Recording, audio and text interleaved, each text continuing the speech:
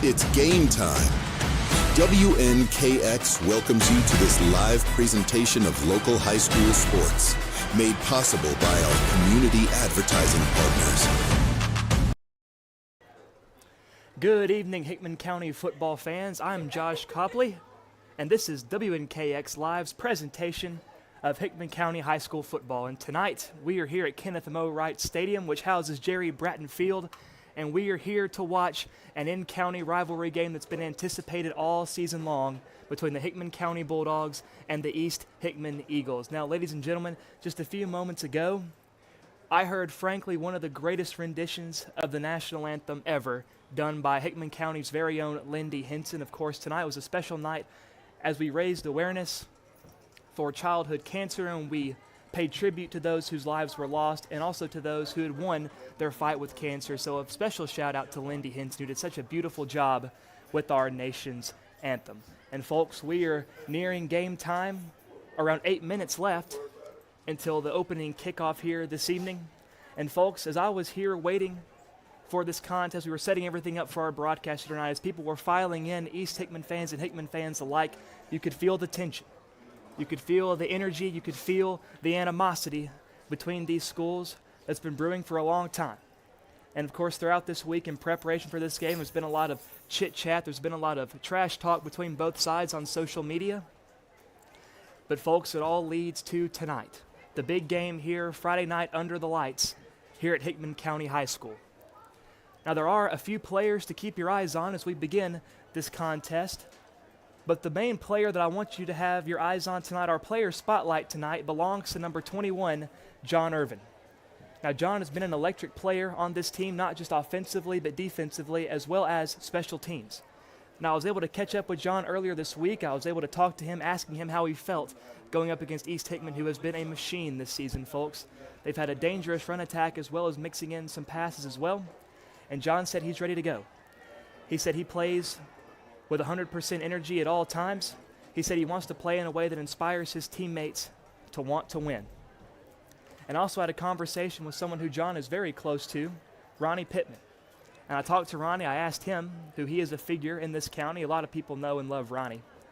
And he was saying he loves watching John play. He said the way John plays, he said it's 100%. He said no matter what he's doing, whether it's football, whether it's baseball, whatever it is John is doing in life, he gives it 100%. And tonight, he's going to have to give it 100% if they want a chance at beating these dangerous East Hickman Eagles. Now, folks, Hickman County still trying to scratch a win in the win column here. But, folks, if there was ever a game where we would see Hickman County play their best ball, it's going to be tonight against their rival, East Hickman. Of course, they aren't only playing for that scratch in the win column, they're playing for pride, dignity, and bragging rights over their in-county rivals. But there also is another huge story here tonight that I believe we should talk about, and that is the head coach of East Hickman, Christopher Austin. Of course, he is a beloved coach for East Hickman. Has a lot of fans.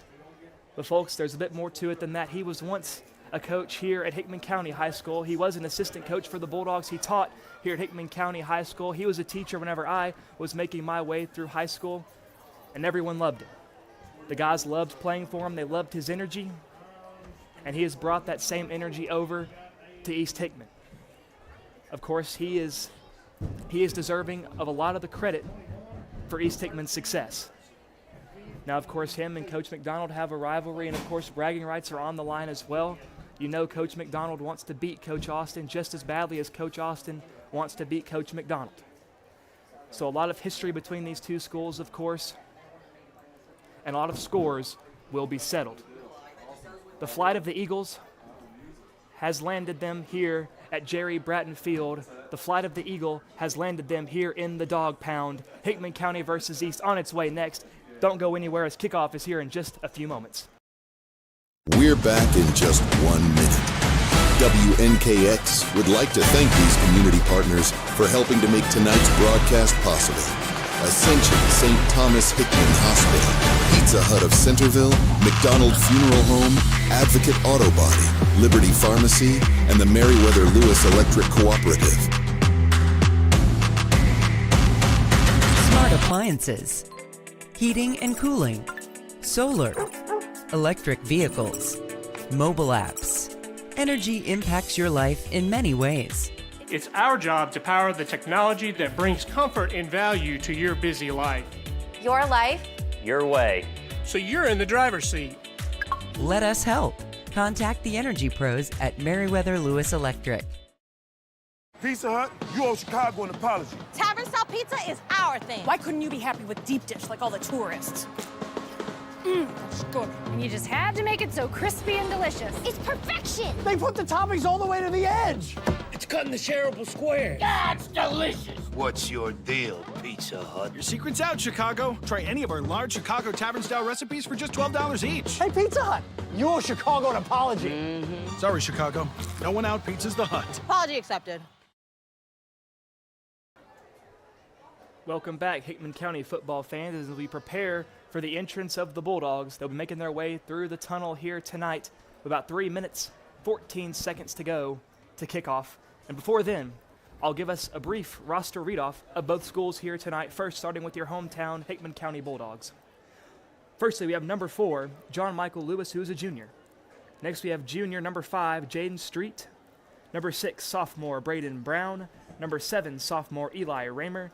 Number 8, junior Devin Tucker. Number 9, sophomore Andy Kraft. Number 12, sophomore Braden McCaleb. Number 13, senior Devin Jiggers. Number 14, sophomore Aiden Spiegelmeyer. Number 15, freshman Madden Huffins. Number 17, senior Braden Folks. Number 21, senior John Irvin. Number 22, freshman Amari Walker. Number 23, junior Dylan Qualls. Number 24, senior Joey Newberry. Number 25, sophomore Elijah Fry. Number 26, junior AJ Reich. Number 27, sophomore Winston Redmond. Number 28, freshman Braden Armstrong. Number 31, junior Cameron Wright. Number 33, senior Dawson Epley. 35, senior Braxton Folker. Number 50, sophomore Ryan Martin. Number 51, senior Turner Davenport. Number 52, sophomore Chase Sims. Number 54, sophomore Tristan Hall. Number 55, freshman Isaiah Wimbush. Number 59, junior Bristol Bennett. Number 60, freshman Jake Sims. Number 62, junior Ruger Toddy. Number 63, senior Zach King. Number 64, junior Levi Eisenhuth. Number 66, sophomore Chevy Brown. Number 70, senior Alex Vasquez. Number 72, freshman Aaron Rodabaugh. Number 76, senior Ashton Kistler. Number 77, freshman Scott Qualls. And number 78, junior Nick Stovall. That is our lineup, our roster here for the Hickman County Bulldogs as the captains make their way to the tunnel as they prepare to enter here as we are just moments away from kickoff. Of course, as I mentioned earlier, the spotlight tonight is on number 21, John Irvin, who is one of the captains tonight. But as well, keep your eye on the young gun, number 23, Dylan Qualls, who's made his name here at Hickman County High School in the world of basketball.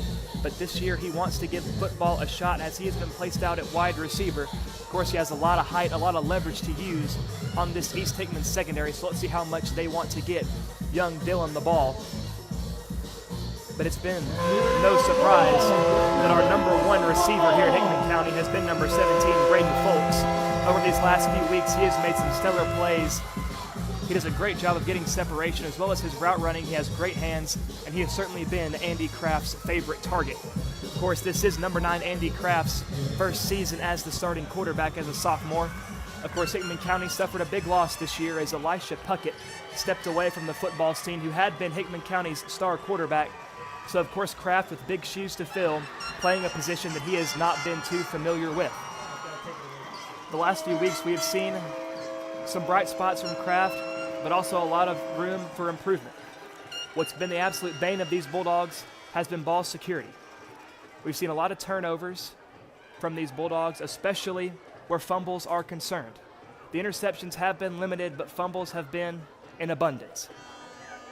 So hopefully, as we are returning from our road stint, of course, a couple of weeks ago, we were away in Summertown. Last week, we were away at Lewis County, but we finally returned home here tonight in Centerville.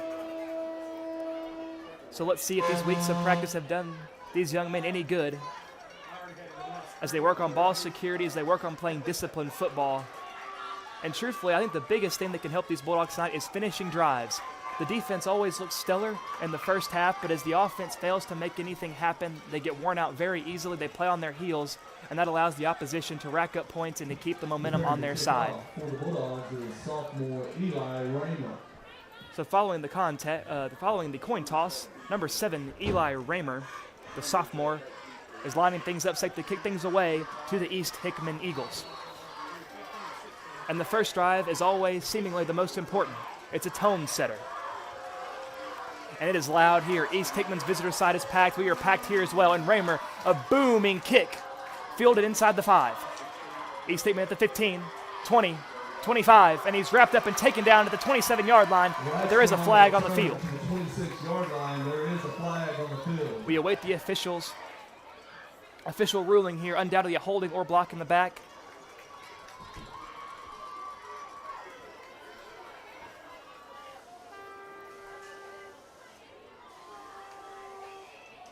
And a special thank you to our officiating crew tonight, of course, representing TSSAA, which is what these rules will be played under. And the official call on the field is a holding, so that will back up East. They'll be playing inside their own 20. The ball will be officially spotted at around the 10. And out trotting, leading this stout East offense is Daniel Redden. He is the senior quarterback for this powerful East team. He also plays defensive back.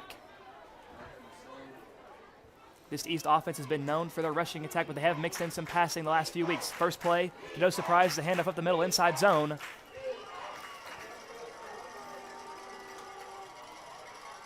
It's a very modest gain there of about 7 yards. A second down and 3 upcoming for the Eagles.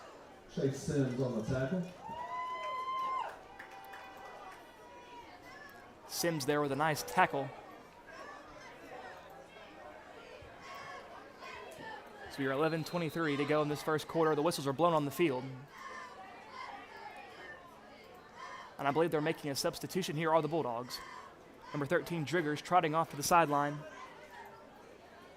And number 5, Jaden Street, making his way onto the field. East Hickman, quarterback under center, 2 men in the backfield. No corrects in the gun. 1 man to his right, snap. It's an outside zone play. Number 9, Andy Kraft, they're able to run him down. But he's just able to sneak across that first down marker as the chain gang makes their way down the field as the officials signal that it will be a first down East Hickman. Now Andy Kraft, as we mentioned earlier, we will be having to keep an eye on his quarterback play this evening, but he is a very strong defender as well. We cannot forget that. Number 4, John Michael Lewis makes his way off the field, and number 24, Joey Newberry, subs in for him. East Hickman, quarterback in the gun, running back to his right, no receivers out wide. Snap, looking up the middle. And a medium gain there for the Eagles, about 5. The officials are marking him down at around the 28-yard line. So another second medium upcoming for East Hickman, about 4 to go as we near 10 minutes to go in play in this first quarter.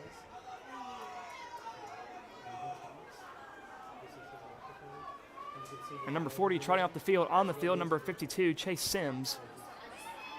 And the East, number 21, bounces to the outside, 45, and he is ran down at the 47-yard line. A big carry by number 21, Matthew Sloan, the senior running back who also plays linebacker on defense for this East team. We have yet to see a passing play yet from these Eagles, but that should come as no surprise with this potent rushing attack that they have. Of course, this is a program that Coach Austin of East Hickman knows very well. He knows how Hickman operates. He knows some of their tricks. Let's see if he'll take advantage of that knowledge here tonight. Quarterback in the gun, running back to his left. Power set look, up the middle again, inside zone. And yet another medium gain for these Eagles of about 5 or 6. And they just keep chipping away, trying to wear down this Hickman County defense early. And nothing, and I mean nothing, will wear out a defense more than the rushing attack. But what the rushing attack also does very well, it opens up a lot in the passing game as well. It opens up room for some play action passes with the defensive backs cheating up, anticipating the run play, and the receivers can beat them over the top. But this East Hickman passing attack, it's found strength in utilizing its tight ends.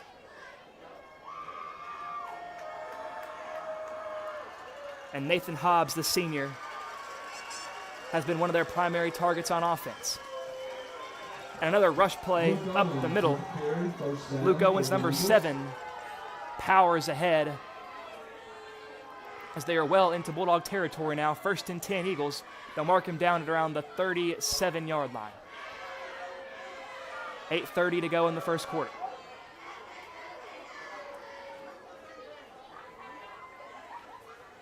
Eagles lining up again. Once again, no receivers out wide.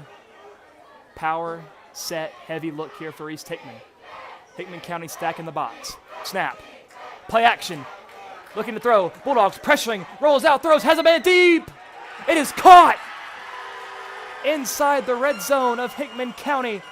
And he falls inside the 10. 1st and goal, East Hickman. They'll mark him down at the 9-yard line.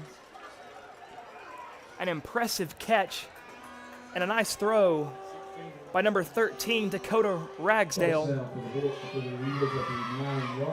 who is listed here as one of their primary receivers, but a nice throw there by young Ragsdale. So it only took 4 minutes, and East Hickman is now knocking on the door inside the 10, 1st and goal. A power set for the Eagles inside the 10. Snap, quarterback in the gun, feeds up the gut. And not much room for the ball carrier. He gets a couple, 1 maybe 2 on the play. They'll mark him down at around the 6 or 7. And that looked to be one of the shorter run plays on the drive so far. Maybe Hickman County embraces a bend but do not break outlook here. At this point, you might be content with 3, but you have to keep the Eagles out of the end zone. Quarterback in the gun, it's Ragsdale. Snap, he keeps it, and he's going absolutely nowhere. Number 52, Chase Sims. He has been all over the place, hawking down these East Hickman ball carriers. And that will be a big loss for the Eagles. They are back behind the 10-yard line and a big 3rd down. And this student section here at Kenneth Moe Wright Stadium is rocking here at Hickman County High School. And I can hear them from up here, folks. They are electric. They are energetic. They have been waiting for this one particular game all season. 3rd down. We know they're not afraid of passing here inside the red zone. Ragsdale on the gun. Snap. And it's a little end around. And it's not going to go very far. A very marginal gain by East Hickman, and Joey Newberry, the first man to meet him as a pack of dogs. Keep that Eagle ball carrier from going very far. They'll mark him down at around the 6 or 7 yard line. And now will they go for 3, or do they keep the offense on the field? And it looks like they're keeping their offense on the field. Ragsdale looking over to his sideline, trying to get a play call. And you have to watch number 24, Nathan Hobbs. He's been the biggest goal line threat in the passing game for these Eagles. So they've got 2 out wide, Hobbs one of them.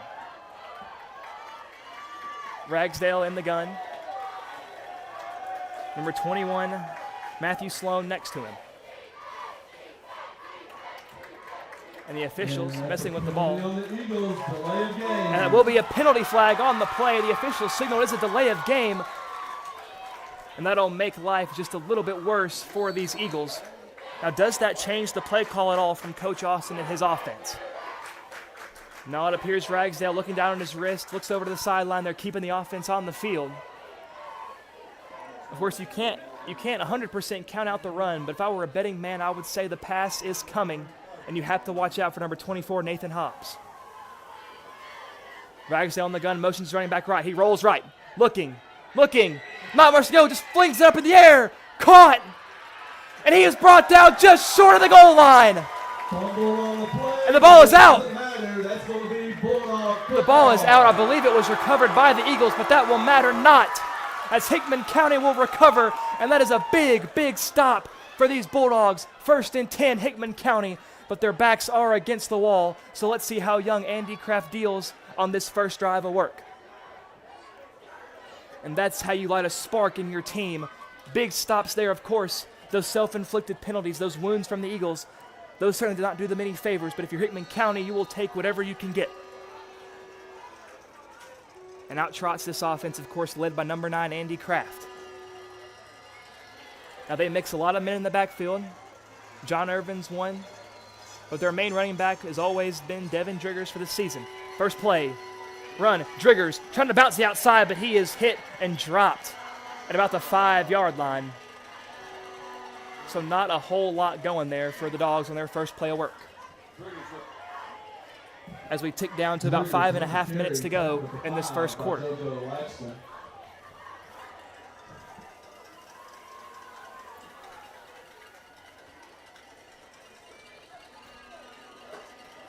Kraft in the gun. He's been most comfortable from the shotgun this season. One man to his right. Snaps. Bad snap. Picks it up. Quarterback keeper. Throw up the middle, and he is hit. And that was a wicked hit on Kraft. And that will drive them back a yard or two. I don't believe he was quite able to get back to the line of scrimmage.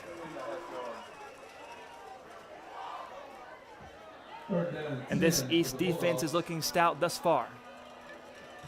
3rd down and long for Hickman County.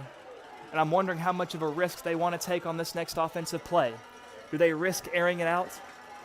Or do they try keeping it on the ground, playing it conservative, and then punting it away to East Hickman just to give themselves some breathing room and playing the field position game?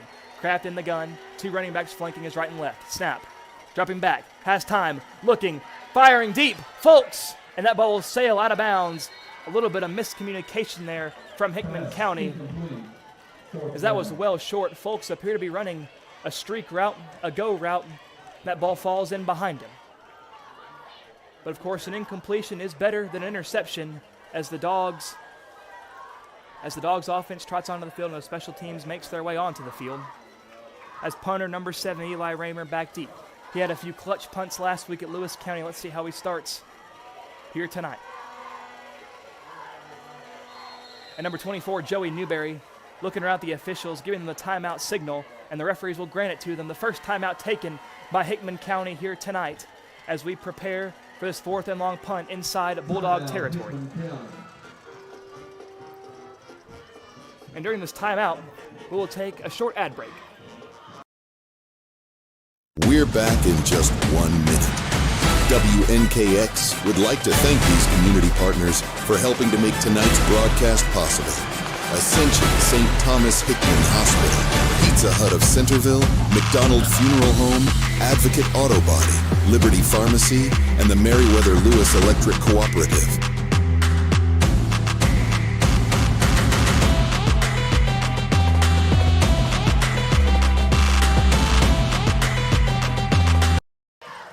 And we're back as Hickman County sets to punt things away. East Hickman with 4:26 to go in the first quarter. 0-0 is our score. Raymer back deep in the shadow of his own end zone. Snap is good. The kick is away, and it's a nice-looking punt from Raymer. It will bounce. It'll take a Bulldog roll past the 40. It'll be down at the 42 of Hickman County, so the Eagles have a great field position to work with here. So let's see if the Bulldogs have another big stop in them here on the second possession of the game for the Eagles. It is such a wonderful atmosphere here, folks, and while we were getting things set up, the sun was quite an issue. In our faces, it was hot, but the sun has gone down. It feels great here at Jerry Bratton Field. The fans are loud, and the energy is high. And these rivalry games, they just mean more. So East Hickman takes over at the 42, Ragsdale in the gun. No receivers out wide, stacked look, toss out to the left to Sloan. Bounce at the outside, tries to cut back. He does cut back, flag on the field, big hit at the 35. But with that flag in the backfield, you got to think it's a holding call, waiting to see what the officials have to say for us to know for sure. That was a big shot there. Hickman County playing with some added aggression here tonight. And it will be a hold on East Hickman. They'll replay first down, but it'll back them up a good ways as they near that Bulldog logo at midfield. And they'll mark it right at the 50-yard line. So once again, another self-inflicted wound for these Eagles that works out in favor of the Bulldogs. Like I see number 6, Braden Brown, number 13, Driggers back deep. Possibly a cover 2 look here for the Bulldogs.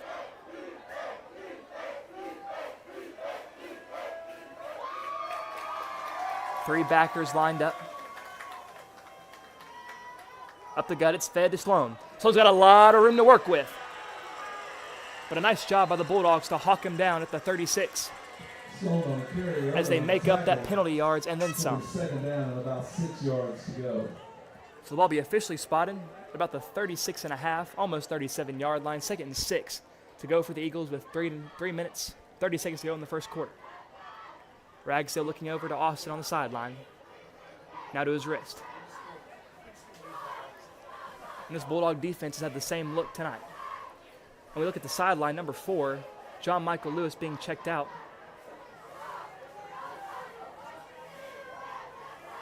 Ragsdale on the gun, snap. It's a sweep.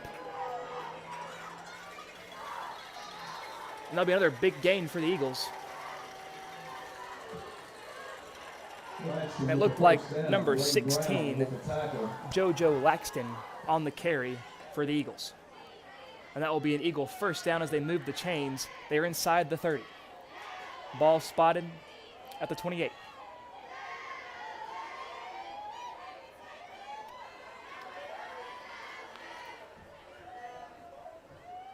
And this East offense has been methodical, trying to wear down this Hickman defense early in the ballgame. Snap, fed to number 7, follows his blocks up the middle, met by number 51, Turner Davenport there on the tackle. And that was number 7, Luke Owens, on the carry. Davenport on the tackle, 2nd down and 3. For a nice gain. 2nd down and 3 coming up for the Eagles.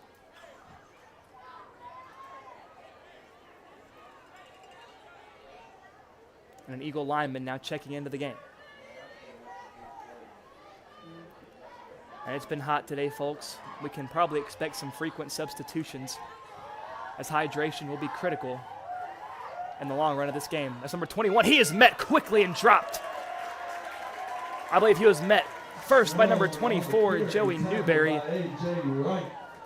And Reich is the one that finished the job. Mayberry, the disruptor.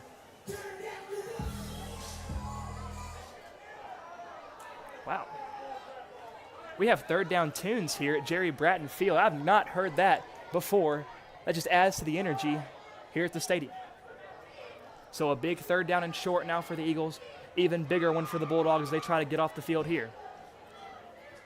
Sloan in the backfield, flanking Ragsdale to his left. Give up the middle. Not very much, but it will be enough for an Eagle first down. Marked down around the 15 as the chain gang will reset the downs as they enter the red zone. But the red zone is not guaranteed points, as we saw from the Eagle drive last time, as the Bulldogs were able to stand strong and keep them out of the end zone.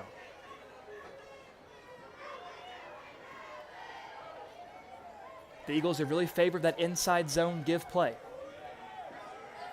It seems like they've been mixing in some 0-1 traps as well. Ragsdale on the gun, Sloan to his right. It's a give up the middle again. Sloan surges ahead. About a gain of 5 on the play. Sloan brought down by John Irvin at the 10-yard line. And that was our player spotlight player tonight, John Irvin, which met him. 2nd and 6. And let's be on about a gain of 4. They didn't spot it where I thought they were going to. So 2nd down and 6. Now upcoming for the Eagles. Quick snap. Give again to Sloan. Up the middle. And he doesn't have a whole lot of real estate to work with as he tries to fight ahead. Brought down by Turner Davenport. But number 51, Turner Davenport, meets him. And this Bulldog front, we've seen them look pretty strong so far here tonight. Whistles are blown. It will be a timeout on the field. Your score at the end of the first quarter. I know that will actually be the end of our first quarter. East Hickman 0. And the score at the end of this first quarter, East Hickman 0, Hickman County 0. Still anyone's ball game here at Kenneth Moe Wright Stadium. Don't go anywhere. We're back in just 1 minute. WNKX would like to thank these community partners for helping to make tonight's broadcast possible. Ascension St. Thomas Hickman Hospital, Pizza Hut of Centerville, McDonald Funeral Home, Advocate Auto Body, Liberty Pharmacy, and the Meriwether Lewis Electric Cooperative.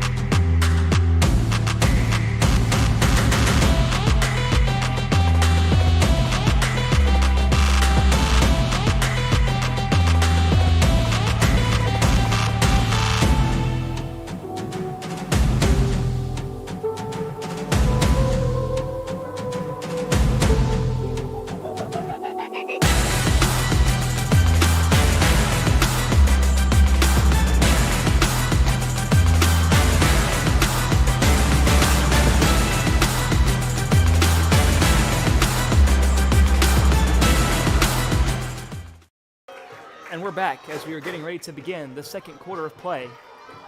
As the field is swapped, East Hickman now will take over to my right,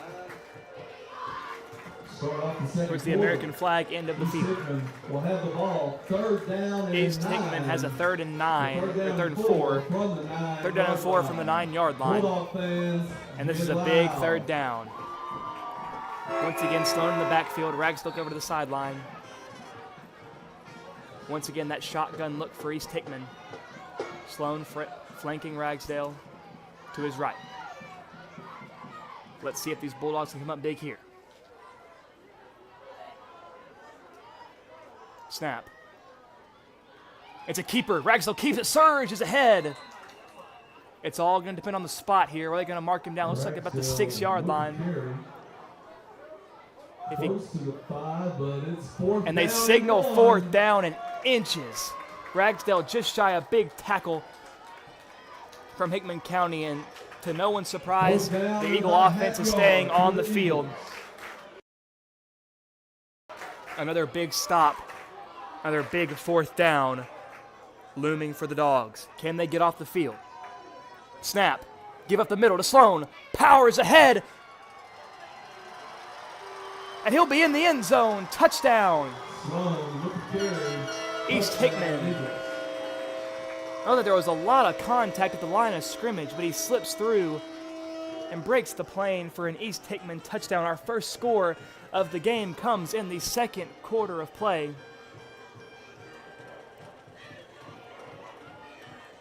And folks, given how potent this East offense has been, I believe it should be considered a Hickman County victory. The first score for East is coming in the second quarter of play. Hopefully a sign of good things to come as we continue out this game. And now, since East will be kicking things deep, the Hickman offense will have a lot better field position to work with. Going for 2 here. Rags on the gun, gives it Sloan again up the middle. Met at the line of scrimmage, dives ahead, and he is in. The 2-point conversion is good for East Hickman. They extend their lead 8-0 with 11:19 to go in the second quarter. And it's been a big night tonight, folks, as here at the stadium we've been celebrating the class of 1984. Of course, that was a little bit before my time, but that was the year that my dad graduated. So a big shout out to Ken Copley, who graduated in 1984. If only he were here tonight. Actually, in 1983, the Bulldog football team's regular season record. It's always fun as a student of Hickman County with parents that have attended the school to walk through the halls, look at the old pictures of seniors of times gone, and to identify those that you know, relatives, family members. So tonight, as they celebrate the class of '84, I'll do my own celebrating as I give my shout out to Ken Copley, graduate of 1984. So here are the East Eagles, set to kick things deep. Number 21, John Irvin. Number 6, Braden Brown, back deep to return for the Dogs. And number 3, Jacob Schuring, is set to kick things off. The Bulldogs still positioning themselves. And here comes the kick. And it's a pretty decent kick, fielded by Brown. He bounced around the edge to the right. And a nice return by Brown as he nears the 40-yard line. They'll mark him at the 37-yard line. So a great return by Brown to bounce around the edge and give the Bulldogs some decent starting positioning here. So, of course, they have a lot more yards to work with at their back as opposed to having the end zone at their back the last time. So Kraft, after a brief conversation with Coach McDonald, trots into the huddle. Let's see if the Bulldogs play with a little bit more aggression now that they have this field position. Kraft, the lone man in the gun. Irvin out wide left. It's a sweep to Brown. Brown's got some space, but he is ran and drugged down by number 30, Ethan Cunningham. That was a great pursuit there by Cunningham, and we know Irvin, he is quick on that field. It's not easy to run him down, but Cunningham was able to do so, but not after a pretty decent gain there by Irvin for a gain of 6. 2nd and 4 coming up at the 43. Irvin out wide right, Folks wide left. Kraft by himself in the gun, Driggers in the slot, motioning Brown. It's a keeper from Kraft. And the ball is on the ground. East thinks they have it.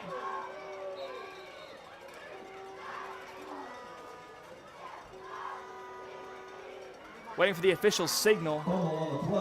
And it will be recovered by the Bulldogs. That's why you can never quite believe the players on the field. They are a little bit biased. Of course, everybody's going to think their side has it, but it's only the official ruling that matters, and they say we have the ball. So second life here for Hickman County as they have a 3rd and 3 with 10 minutes to go in the first half. Now it all comes back to ball security. Kraft in the gun, 2 receivers wide. And it's a shovel pass to Driggers. A great play call from Coach McDonald and a great execution as Driggers surges ahead on the jet sweep to the 45, and that is a Bulldog first down. First down, Bulldogs. And they needed that 3rd down conversion. They need to give their defense plenty of time to rest after that back-breaking drive from the Eagles. Now, we've seen this a lot these last few weeks. The Bulldogs look good in the first half, but then one mistake triggers a fall apart. So let's see if they can keep it tight here tonight. Kraft in the gun, motioning Brown. It's a keeper. Power read. Kraft making some men miss. Feist is down his feet. And he is ultimately drugged down by a few Eagles. But a nice job of making something out of nothing by Kraft. He gets about a yard on the play. 1 on the play. 2nd and 9 coming up for the Bulldogs. But as long as they are moving forward and not backwards, you got to be happy with that if you're a Bulldog fan.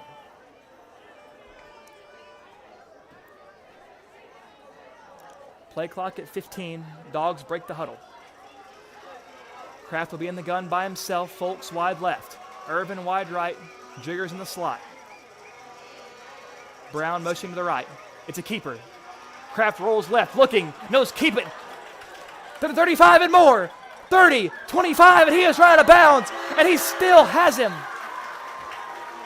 And the Eagles would not let him go as he went out of bounds. No flag called in the secondary, but there is a flag in the backfield, and it looks like this will be coming back.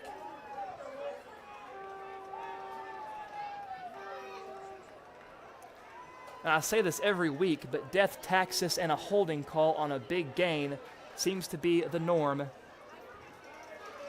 when watching football. And yes, that will be a holding call on the Dogs. That'll back them up to their own 46. And a big self-inflicted wound there as the East student section letting him hear it. 8:30 to go in this first half as the clock begins to roll. 2nd down and 19 for the Dogs. But that big carry there by Kraft hopefully still gains him a vote of confidence, even though it was called back. 10 to go on the play clock. Kraft in the gun. Irvin wide left. Folks wide right. Driggers and Brown both in the slot. Driggers motioning left to right. Kraft keeps it, and they were ready for it. He is met immediately in the backfield. He is drugged backwards, and the officials blow the play dead at the 45. It'll be a loss of 1. And if you're Hickman County, you cannot risk being too one-dimensional. This East defense is just too good. They adapt quickly. If you're Coach McDonald, you have to keep the East defense on their heels. You have to keep them guessing. 3rd down and about 20 to go. 7:39 in the first half. Kraft in the gun by himself. Folks wide right. Irvin wide left. Driggers in the slot. Brown in motion right to left. Kraft looking. Swings it out to Brown. Brown slipped on the wheel route, and it will fall incomplete. 4th and 20 Now for the Bulldogs, that stops the clock at 7:24.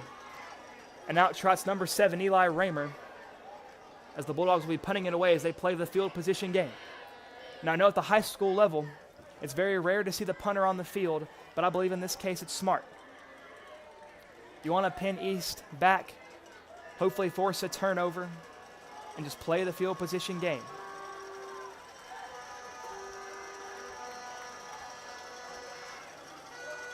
Those will be max cover here are the Eagles. Good snap, hold, and the boot. It's a decent looking punt. It's a sky kick.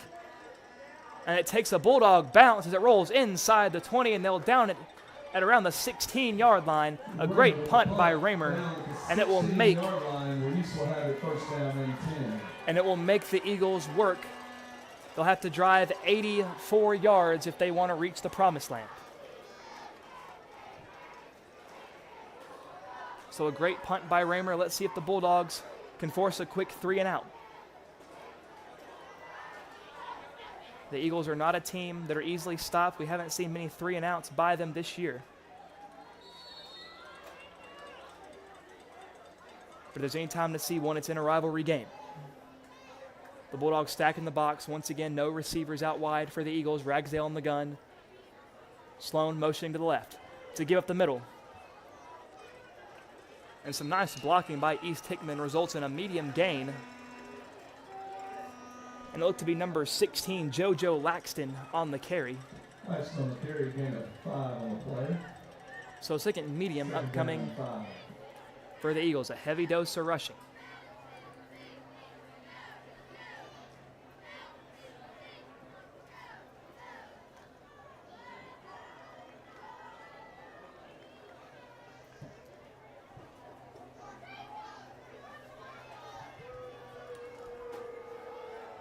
Once again, power set.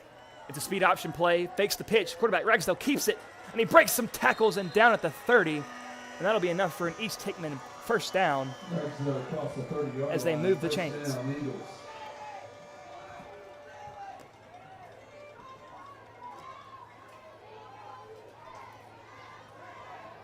And we thank all of you for tuning in here at WNKX. I'm excited to be with you here. I'm blessed to be the broadcaster here tonight. Whether you're watching on YouTube, Facebook, or keeping up with us on the radio, thank you for joining us.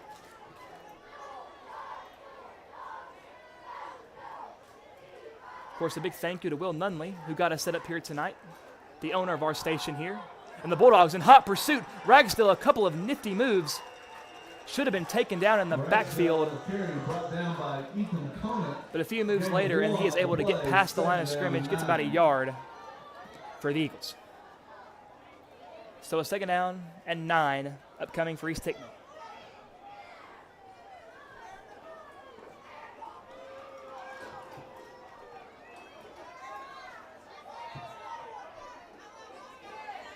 And this student section is packed here, shoulder to shoulder here tonight. I see a lot of safety vests, a lot of bright yellow. Ragsdale, snap, give to Sloan. Sloan wefts and weaves his way through the Hickman County defense and gets about 6. Sloan on the carry, Davenport on the tackle. 3rd down and about 4 yards remaining. So 3rd down, about 4 to go after the game by Sloan.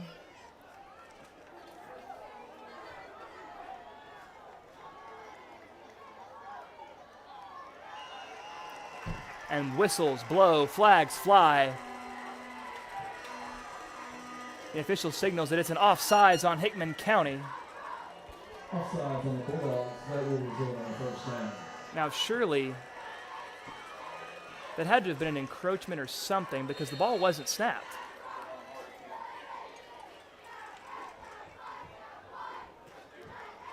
So they jump, we're not able to get back on sides. Of course, the neutral zone was invaded by the Hickman County front, giving the Eagles a 1st down and 10. Snap, give the Sloan up the middle. Another big gain from the Eagles as they continue to wear down this Bulldog defense. Sloan with the carry, bring Brown on the tackle. About 6 on the play. On the carry. 2nd and 4 on its way. The Hickman County front is not doing a very good job of getting to the backfield early. they've gotten moderate to substantial gains almost every carry. And if you're East Hickman, you really have no incentive to pass it. But if you're Hickman County, you want to force them into being one-dimensional. You want to make them throw the ball. Ragsdale gives. Looks like an off-tackle run, and it will be a first down. They'll mark him down at about the 46.5-yard line. First down, Eagles. We have about 3.5 minutes to go in this first half.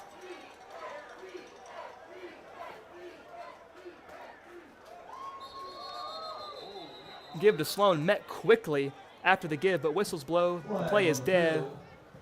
Appears to be a false start, and it is a false start on the Eagles. That'll back them up 5 yards. So a 1st and 15 now upcoming for East Hickman.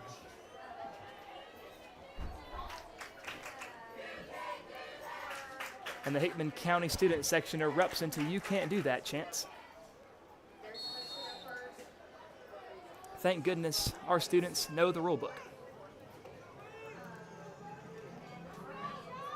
Ragsdale in the gun, Sloan to his left, no receivers out wide. Power set. Man in motion, give to Sloan. Bounce at the outside, not a whole lot of real estate. Sloan with the carry, gain of 2, Braden McCaleb. As he meets the shoulder of number 12, Braden McCaleb. Not much going on for East Hickman on that play. They still haven't made it back to the original line of scrimmage. 2nd and long, about 13 to go to move the chains. 2:40 to go in the first half. Ragsdale trots on. He's in the gun. Running back to his right, no receivers wide. Bulldogs have Driggers and Brown back in the secondary. It's a sweep. And he's got a lot of room blockers in front of him.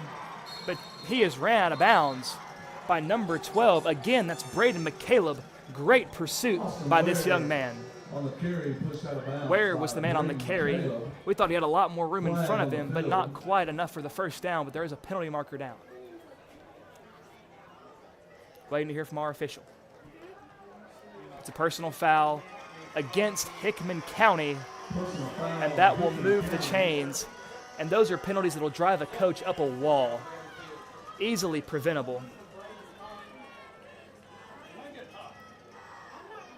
So they'll probably get an earful for that one during halftime.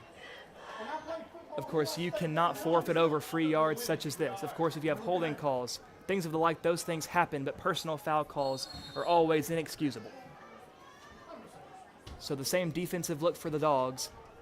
Brown and Driggers in the secondary. The linebackers stacked in a stack spread look. McCaleb motions a man, pitch right. Has some blockers, and he is ran down. Number 9, Kraft with the hit. The ball is out. A big hit from number 9.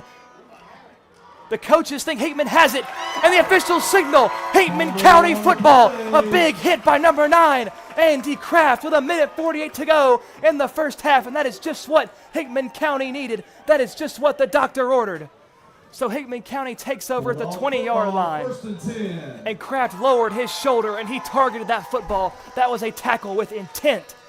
So let's see if Andy Kraft can use that momentum to fire himself up as he begins to take snaps on this drive. Now, if you're the Dogs, you want to make sure this is the last possession of the half. You don't want to give the Eagles another chance. You want to end the half with it being a tie ball game. Kraft by himself in the gun. Brown motioning. Play action. Makes a man miss in the backfield. But another Eagle, and now a bunch of Eagles. A flock of Eagles swarm Kraft. And he is dropped in the backfield. They'll lose 1 yard or 2.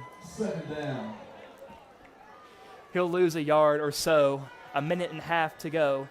We wind under 90 seconds of play.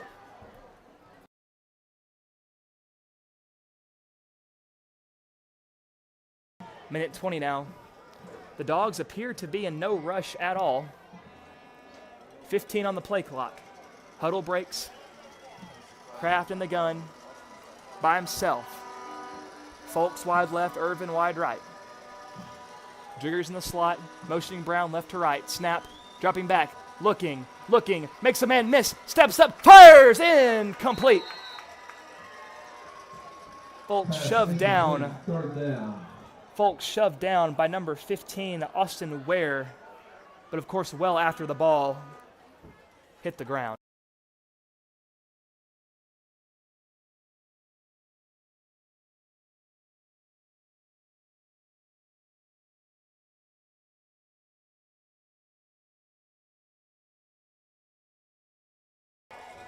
So 3rd and long, now you get into the territory of, do you potentially think about running the clock out and not giving East another chance on offense? Do you concede and take it to the half? It doesn't appear to be so as Kraft is in the gun. Folks wide left, whistle is being blown by the officials. Timeout on the field. Timeout is called. They've yet to signal who called the timeout. Hickman County. Hickman County will be the one taking that timeout as they look to talk things over here as they prepare for this big 3rd and long with 55 seconds to go in the half. Now at halftime, we will be taking a little bit of a break. I'll be making my way downstairs to go try out this world-famous concession stand that we have here at Kenneth Moe Wright Stadium. But of course, if you're with us on Facebook, YouTube, or on the radio, we ask you to not go anywhere. After the brief intermission at the half, we will be right back here with you on WNKX, bringing you some live high school football action. If you couldn't make it here tonight, we were trying to make it feel like you're right here with all those who were in attendance.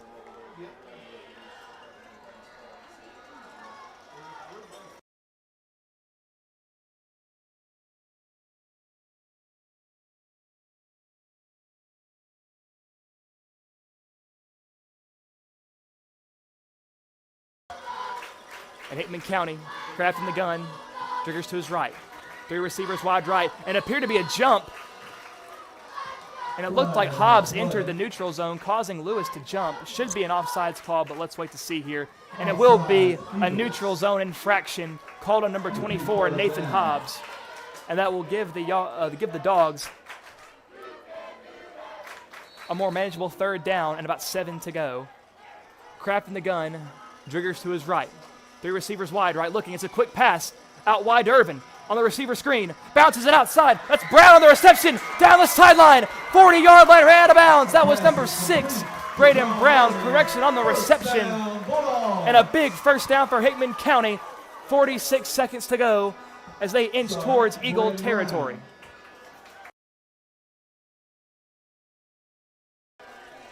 At the 40-yard line, they hurry up-tempo offense here for the Dogs. Whistle blow, timeout called by East Hickman as they try to slow this tempo a little bit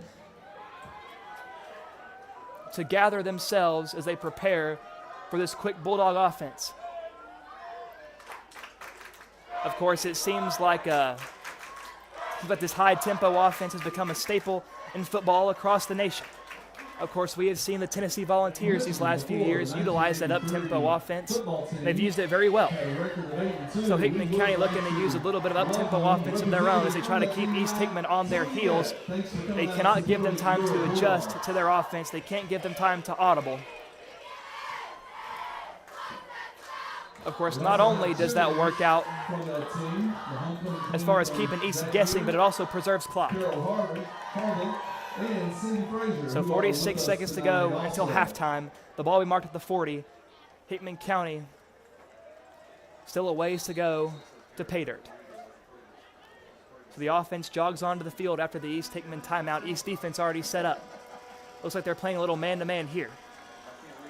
Number 15, Austin Ware, lined up out wide left on number 21, John Irvin. Number 13, Driggers in the slot to the left, Folks wide right. Brown motioning right to left. Play action, looking. Kraft tucks it, runs into his own man, and the Eagles will swarm Kraft in the backfield. Loses about 5. Loses about 5 on the sack. Under 30 seconds now to go. They hurry up to the line. Folks making sure he's onside. Snap.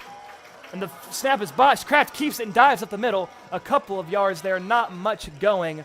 3rd down and about 13 to go. 10 seconds now. Timeout is called. 3rd down and 12.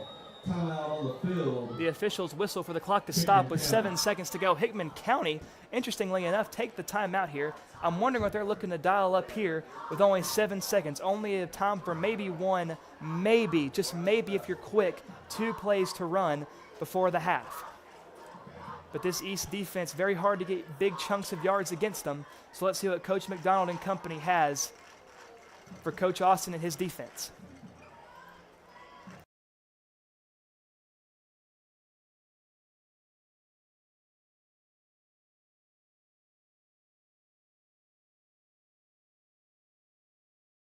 And I want to give a reminder to one of the causes that we had been brought to attention here tonight. Hickman County, we are here raising awareness for childhood cancer. Of course, we had such a wonderful national anthem led by Lindy Henson.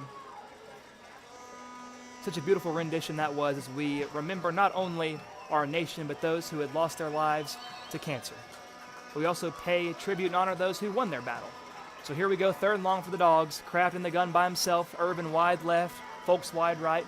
And it's another pitch play to Driggers. Shakes a man off of him. Gets around to the right, not a whole lot. He gets back to where the original line of scrimmage would have been. And so 4th and 10 upcoming, but there is a flag on the field in the secondary. Not sure what this could be. Waiting for the official call here. Now the clock has hit 0, but if it's on East, they might get another play to run here. But if it's on East Hickman, that will bring us to the half.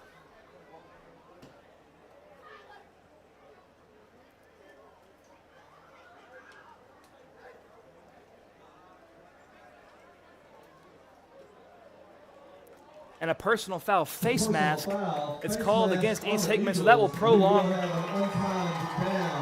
So that will bring up an untimed down for Hickman County. And of course, a face mask, a big penalty there. Of course, false start only 5 yards, holding 10, face mask is 15. So the Bulldogs find themselves in East Hickman territory around the 44. Do they trust Kraft to air it out here? They put Hobbs back deep, East Hickman does, towards the goal line to prevent anything over the top.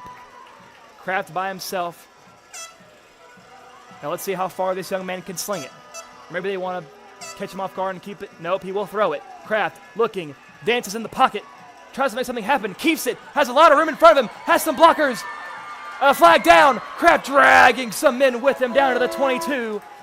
That will be the final play, but another flag. Will this prolong the half?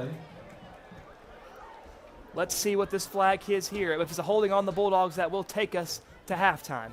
Holding on Hickman County. The officials will say that East Hickman will decline the penalty. That will take us to halftime. The score, East Hickman 8, Hickman County nothing. A low-scoring affair. This should be a nail-biter, folks. Before we go to the break, a special thank you to those helping us here tonight. A special thank you to our producer tonight, Ella Morgan, and our camera woman tonight, Savannah Parrish. Special thank you to these students who Matthew Dotson's been utilizing with his new media team. So thankful for this opportunity that we have here to get these young students this opportunity to learn the ins and outs of production. Now, folks, I've been Josh Copley for WNKX. Don't go anywhere. This is halftime. We'll be back here in about 20 minutes for the second half. Pizza Hut, you owe Chicago an apology. Tavern-style pizza is our thing. Why couldn't you be happy with deep dish like all the tourists? That's good. And you just had to make it so crispy and delicious. It's perfection. They put the toppings all the way to the edge. It's cut in the shareable square. That's delicious. What's your deal, Pizza Hut? Your secret's out, Chicago. Try any of our large Chicago tavern-style recipes for just $12 each. Hey, Pizza Hut, you owe Chicago an apology. Sorry, Chicago. No one out pizza's the Hut. Apology accepted.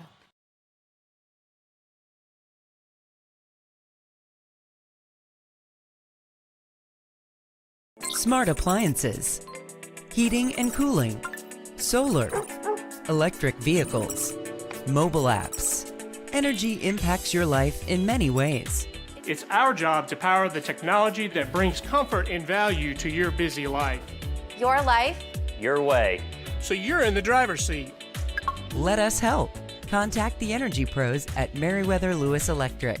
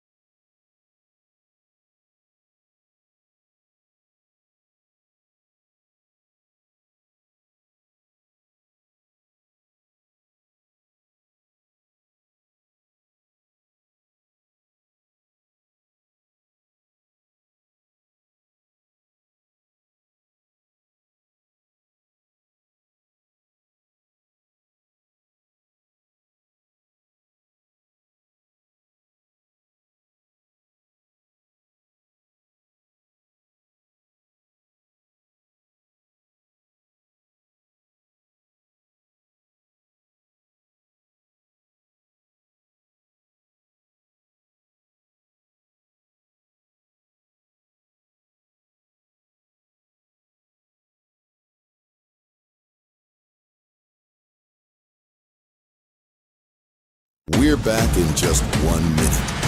WNKX would like to thank these community partners for helping to make tonight's broadcast possible. Ascension St. Thomas Hickman Hospital, Pizza Hut of Centerville, McDonald Funeral Home, Advocate Auto Body, Liberty Pharmacy, and the Meriwether Lewis Electric Cooperative.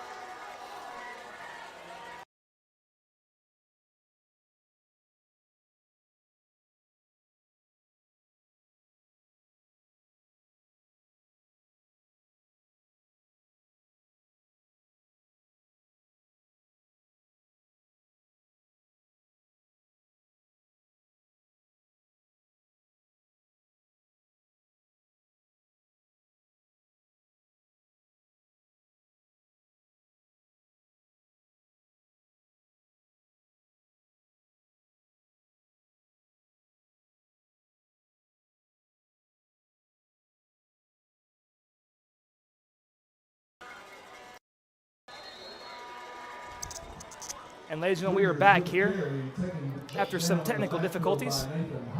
We are here at the beginning of the second half of the Hickman County High School football game between the Hickman County Bulldogs and the East Hickman Eagles. East leads 8-0 with 11 minutes to go in the third quarter. Give up the middle. Driggers powering his way through as he lowers the shoulder past the 45, and that will be enough to move the chains. A big third down conversion by the Bulldogs.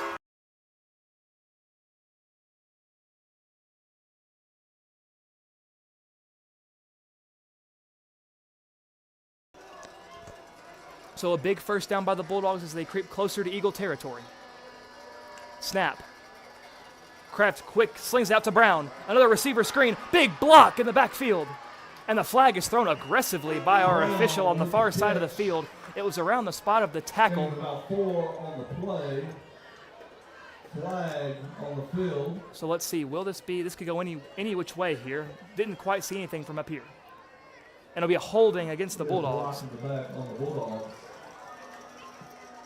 So that hold will back things up for Hickman County after a pretty decent gain on the pass by Kraft to Brown.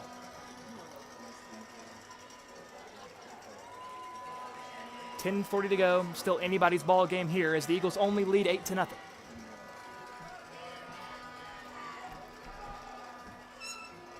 So that backs them up at their own 40-yard line. First down and long for Hickman County. Kraft in the gun, Driggers to his right, 2 receivers wide right, Brown and Folks. And it's a design quarterback draw, and East was ready for it as they swallow him up in the backfield for a loss of a yard or 2 on the keeper.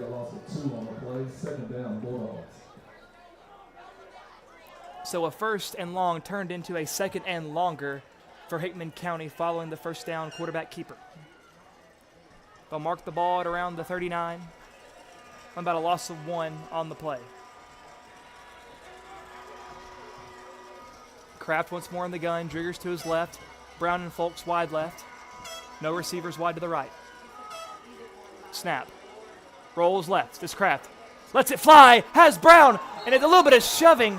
And the flag comes out. And it looks like number 6, Braden Brown, was able to draw the pass interference. And this could be big for Hickman County if it is what I think it is.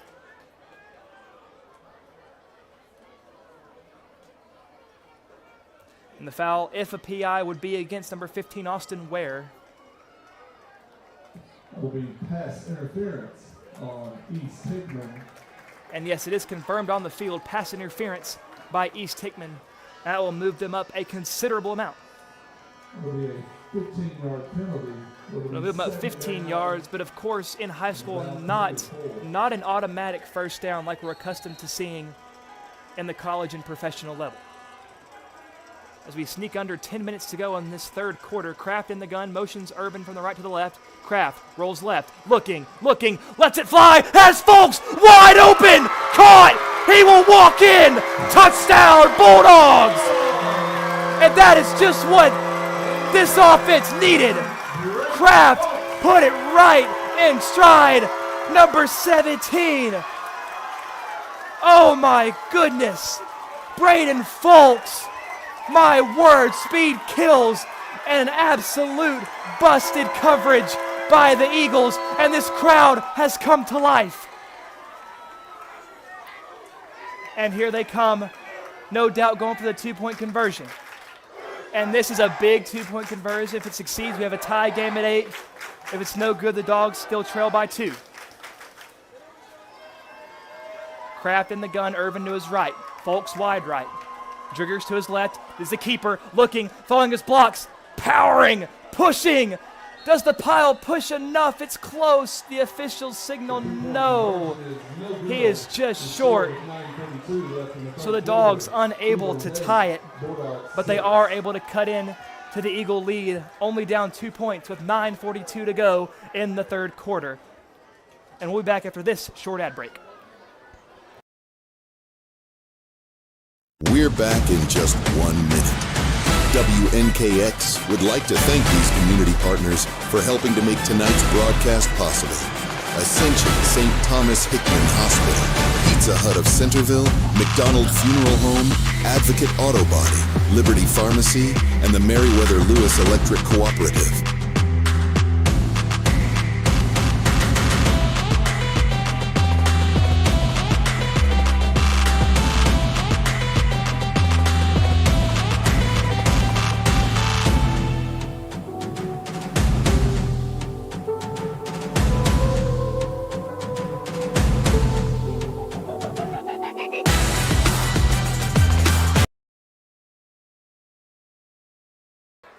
A special thank you to our sponsors.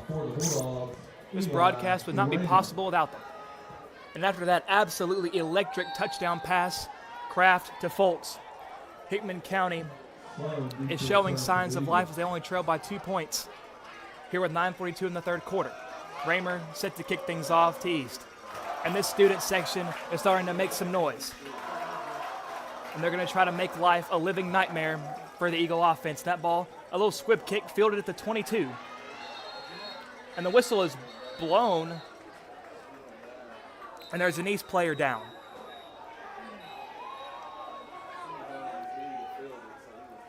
And he fights his way up. That appeared to be number 47, Luke Fisher, down, briefly injured.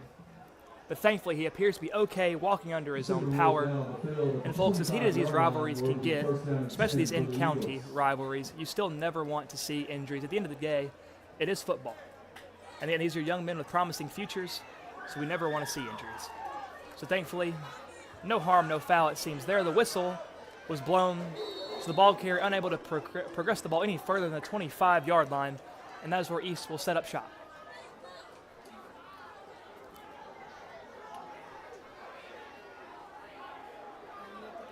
Ragsdale on the gun, Sloan to his right. Snaps, give up the middle, inside zone. Has a lot of room, and he breaks some tackles, but the Bulldog is finally able to bring him down after a gain of 8. So a 2nd and 2.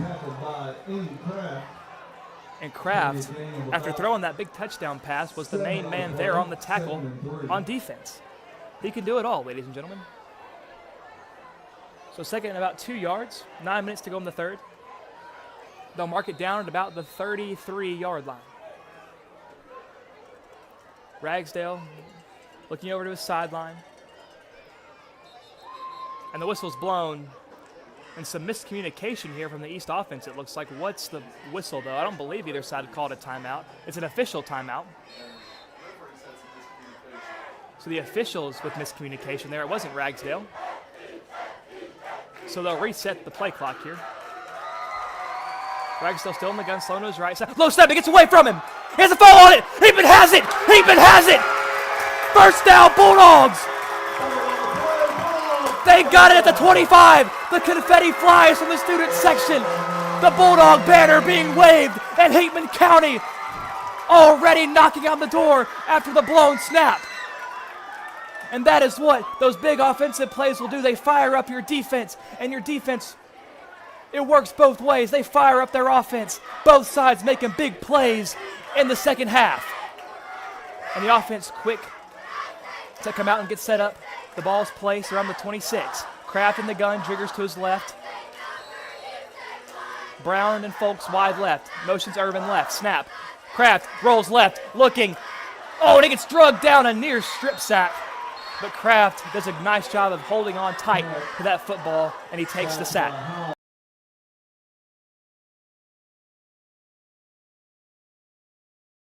So not what you're looking for on your first play with this kind of momentum. So they'll lose a few, about 4 yards lost on the play. 2nd and 14 now for the Dogs. They'll mark it about the 31. And if you're Hickman County, you cannot let this opportunity go to waste.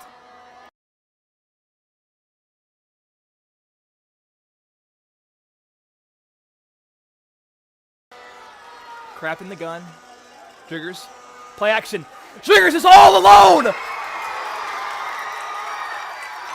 What a play by Hickman County! No one was there to pick up Driggers on the play action as he wheels out right, and they are able to run him down, but it's too late. That will still be a Hickman County first down, marked down at around the 13. And the Dogs up tempo. Quickly get to the line. Quick snap. Give to Driggers. Up the middle. Dives. Touchdown. Hickman County. They're going crazy here in Centerville. And that is a Bulldog lead. Their first lead of the night.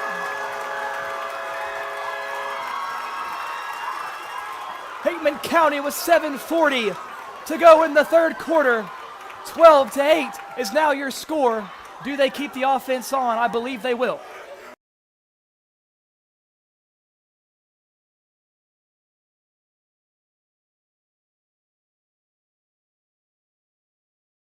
My goodness, Hickman County has flipped a switch in the second half.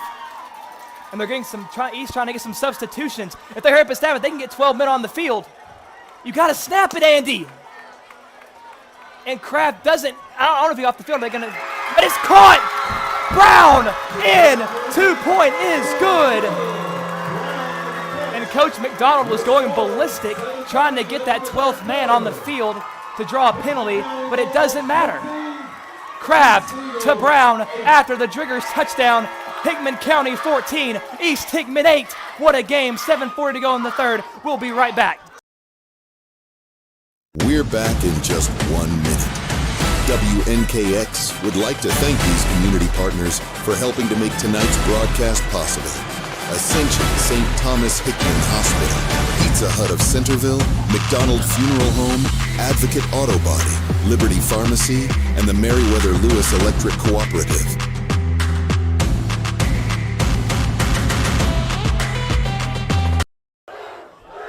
And we're back following that short ad break. Hickman County set to kick things off, and this ball game has been turned on its head. East Hickman led this game at the start of the second half, 8-0. And in a matter of minutes, Hickman County now storms back and leads 14-8. And the kick is away, and it's a laser down the field, fielded at the 15. The return man has to follow his blockers. Gets around the edge, has some room, but he is wrapped up just beyond the 30. They'll mark him down. Let's see where the spot is.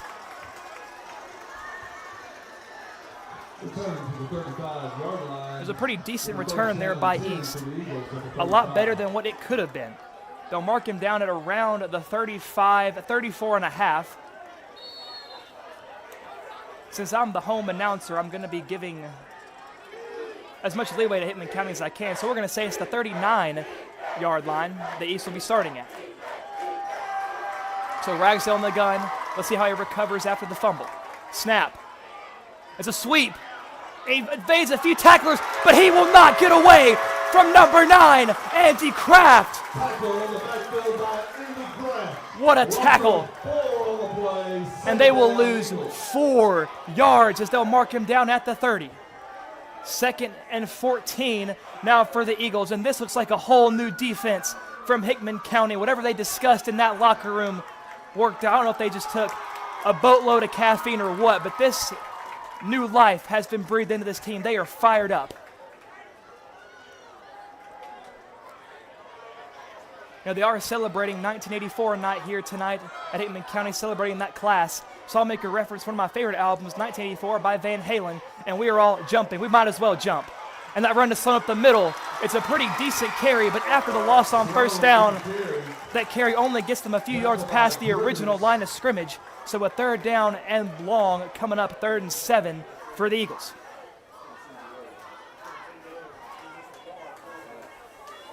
So a big 3rd down here from Hickman County. And of course, 3rd down is when this student section, when this hometown faithful, that's when they're at their loudest. Now, if they get some decent yards, if they get a 4th and short, we'll probably see the offense stay on the field.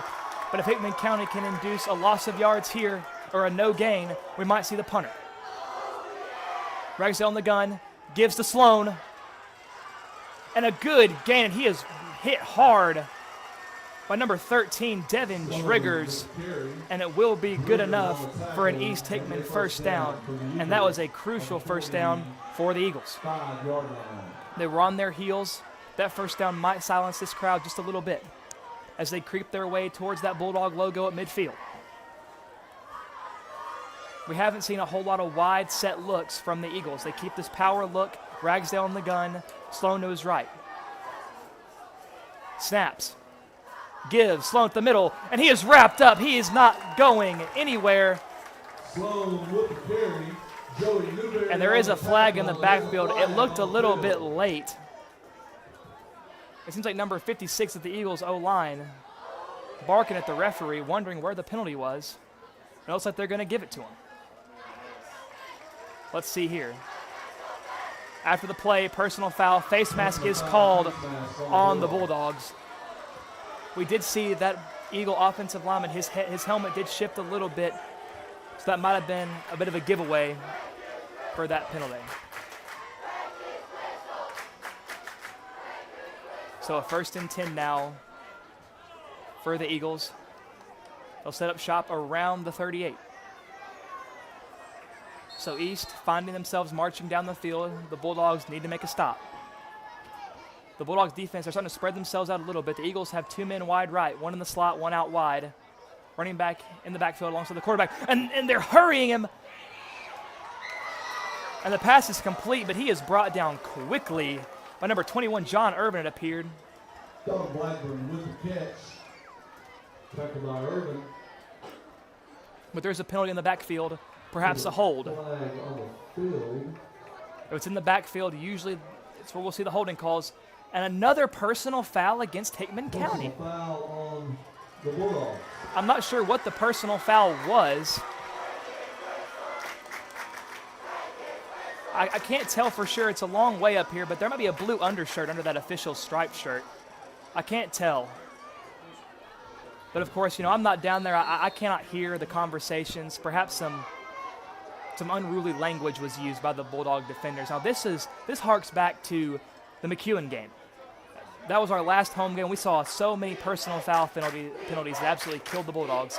They have to get those under control. Power look for the Eagles. Ragsdale in the gun. Give up the middle. And that Eagle rush. About a medium gain there. Luke Owens, the ball carrier. So he gets about 6 yards on the play. Of course, I'll give the benefit of the doubt to our defense. I could have said 2nd and 5, but I'm not going to. 2nd and 6 now for East Hickman.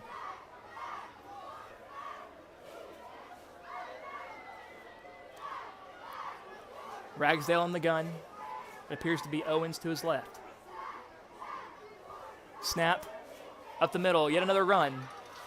And he's following his blockers. He's making a lot of... He's dragging some Bulldogs with it. And the ball's out! The ball's out! Brown's on it! Brown's on it! Oh, you're kidding me. This Bulldog defense has come to life in the second half, and there is no question that ball was out. Owens was fighting a little too hard, got a little too greedy, trying to get more yards than he probably could have gotten. And Brown, quick to hop on that football. But now Hickman County with their backs to the goal line. And that, I'm not sure what the spot is there.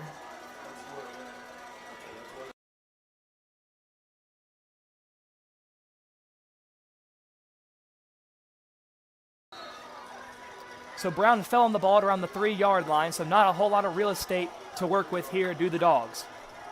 So they may try a heavy diet of run plays, but they do have 3 receivers wide right. Snap, and it appeared an Eagle jumped. The O-line looking for a call, they're not going to get it. So they will try to play conservative and keep the ball up the gut. Not a whole lot going on that run play. Maybe a yard if we're being generous. 2nd and 9 now for the Bulldogs.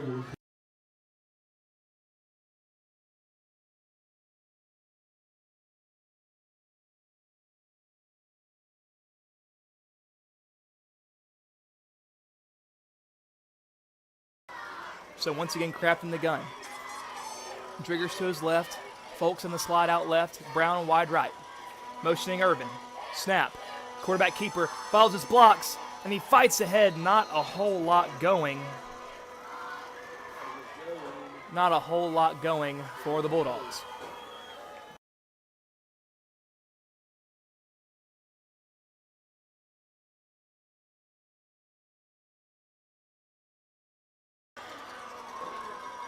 So I would like to give an apology on behalf of our camera. We were still working out some kinks with it.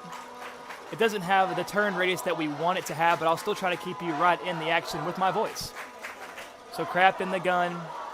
Driggers appears to be to his left, or his right. Snap over the middle, incomplete, in and out of the hands of Brown, and a late hit on Brown. No flag. 4th down upcoming for the Bulldogs. Even if that ball is complete, not sure Brown had a whole lot of space to move afterwards. But they were trying to look for a little bit of room to punt there. So now Raymer backed up in the shadow of his goalpost. This young sophomore punter has quite the leg on him, and the Bulldogs are going to need it here. They need a clean snap and a big kick. Snap. Good snap. Bobbles it, gets it up, and a line drive, low line drive kick. And that line drive kick will actually benefit the Bulldogs quite nicely as they will down it at the 49. Punt by Raymer down at the 49-yard line. So Raymer averts disaster, nearly catastrophic. But a nice job by number 7, Raymer, to keep a cool head and to get that ball out of there. So the Eagles still have about half a field to work with to find the end zone. And this Bulldog defense has been on fire, and they're going to need another big, big stand here, as we have 2:34 to go in the third quarter.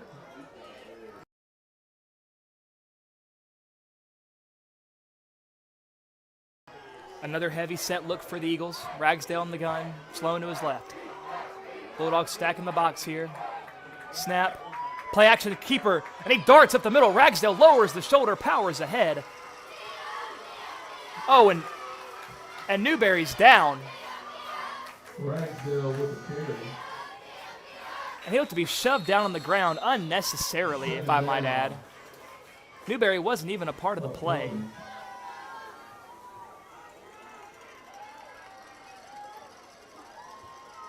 And you got to hope this young man isn't shaken up too much. Of course, with these legs turning, it being hot outside, of course, it's easy to cramp up, but we never want to make any assumptions about injuries. The trainers are checking on Newberry right now. We know he is a tough young man. It's going to take a lot to keep this young man down and out. And he slowly gets back to his feet, and he appears to be walking under his own power. We can only hope it was anything too serious and he enters the game sooner rather than later. But Ragsdale's keeper gets him about 8 yards, a 2nd and 2 now for the Eagles. They'll mark it at about the 41-yard line.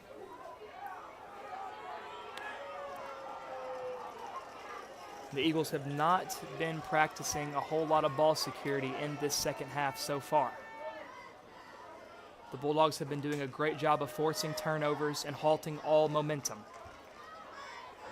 And given the Eagles' current field position, we may need to see another one of those big turnovers here. Ragsdale's going to be in the gun, another heavy set, stack in the box. Sloan to his left. Snap, keeper again. And another very moderate gain by Ragsdale. And he'll surge down to about the 34 of Hickman County, and the chain gang begins their walk, and that will be a first down East Hickman.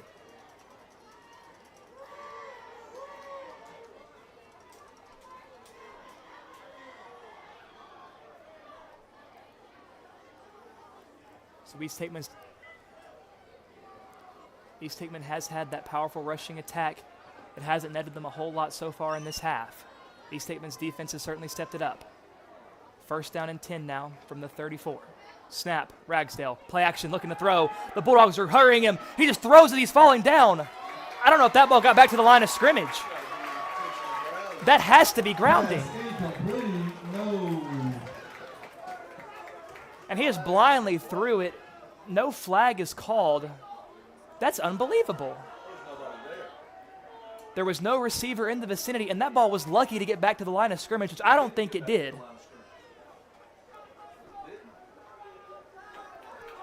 And that's a few times now that I feel like the Bulldogs have gotten the short end of the stick. So Ragsdale in the gun, running back to his left, stacked box here. Snap, Give up the middle. Sloan breaks a tackle, breaks a few. And that will be a first down, East Hickman, as he goes down at around the 22-yard line. First down. And there is a Bulldog shaken up. It looks to be number 6, Braden Brown.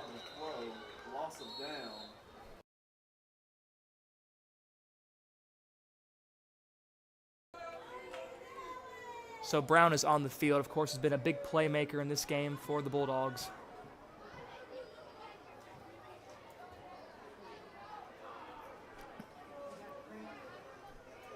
We can only pray that this young man is all right. Some trainers out checking on him right now. But that was a big first down pickup by the Eagles, a big carry from Sloan, who's been doing most of the heavy lifting tonight for the Eagles. Of course, I'm still in shock about the no flag call on that throw out of bounds. Folks, the rules are simple. The ball did not make it past the line of scrimmage. He was out of the pocket, but there was no receiver in the vicinity. That is textbook grounding. Frankly, I don't know how you miss it. But these officials are human just like the rest of us. They make mistakes. But if you're Hickman County, you cannot let the officials decide a game. You have to take matters into your own hands, play your heart out, and make the big plays when they matter most. So once again, this is Josh Copley of WNKX Live. We are here at Kenneth Moe Wright Stadium, which houses Jerry Bratton Field. It's a packed house here tonight under the lights. And there are very few atmospheres that beat this one. Two schools that frankly don't like each other a whole bunch. And both teams that will leave it all on the field here tonight. Hickman County has yet to scratch a win into the win column, but there will be no win bigger than this one if they can pull it off here at home. And East has certainly been a powerhouse this year, but Hickman County seems to be riding a hot hand so far. And Brown is up, hopefully just a cramp. He's limping a little bit coming off the field. Our thoughts and prayers with this young man and all who get injured tonight.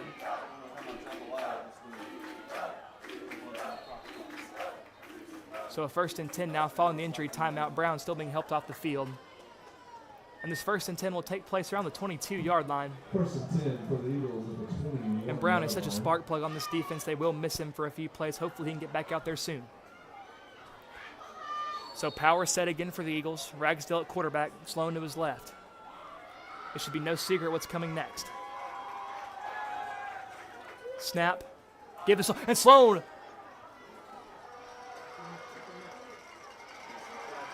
Wow.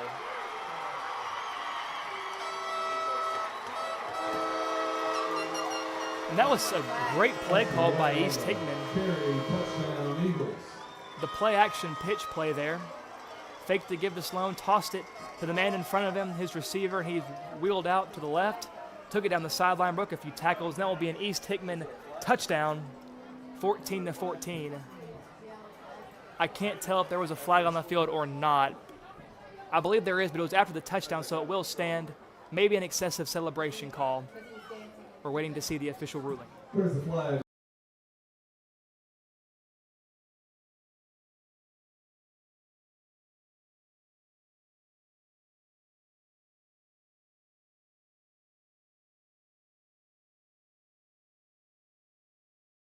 And that unsportsmanlike call will go against East Hickman. The touchdown will stand. Looks like the penalty will be enforced on the kickoff. So East Hickman is able to knot things up here at 14, and a big 2-point conversion incoming. Enforced on the point try. And we were waiting to see if the penalty would be enforced on the 2-point try or the kickoff. It appears it will be enforced on the 2-point try here. So that's a big break for the Bulldogs as they hope to keep this game tied with 1 minute and 3 seconds to go in the 3rd quarter.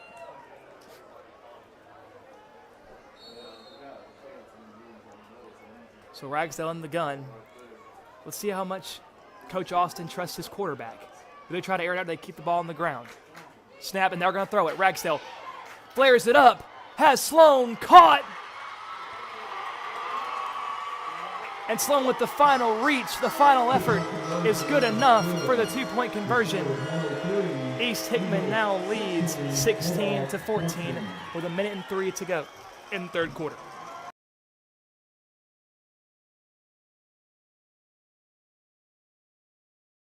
And that was a nice play call there by East Hickman. They had not thrown the ball much all game. One of the few times that they do is one of the biggest two-point conversions of the game thus far. Ragsdale placed it right where his man could get it, and Sloan with an incredible effort to break the plane there, as there were a lot of dogs that met him as soon as the ball was caught. But now the Bulldogs playing from behind, which they've done pretty well so far in this game. So Hickman needs another big electric drive here to take East Hickman's fans out of it. The Hickman County side has been silenced just a bit by that big, methodical, back-breaking drive, but now it's up to Hickman County to answer. It appears to be Driggers back deep and Irvin back deep. Brown, the usual man, back deep alongside Irvin, but of course, given that he was a little shaken up, they're going to keep him off the field. But hopefully we see him soon. And here's the kick. It's away. It's a low line drive, hanging kick. That will go out of bounds, and the flags will fly. Free kick out of bounds. And that will give the Bulldogs some great field position to start this drive of work. And these dogs in this second half have looked strong, throwing the ball through the air and keeping the ball on the ground.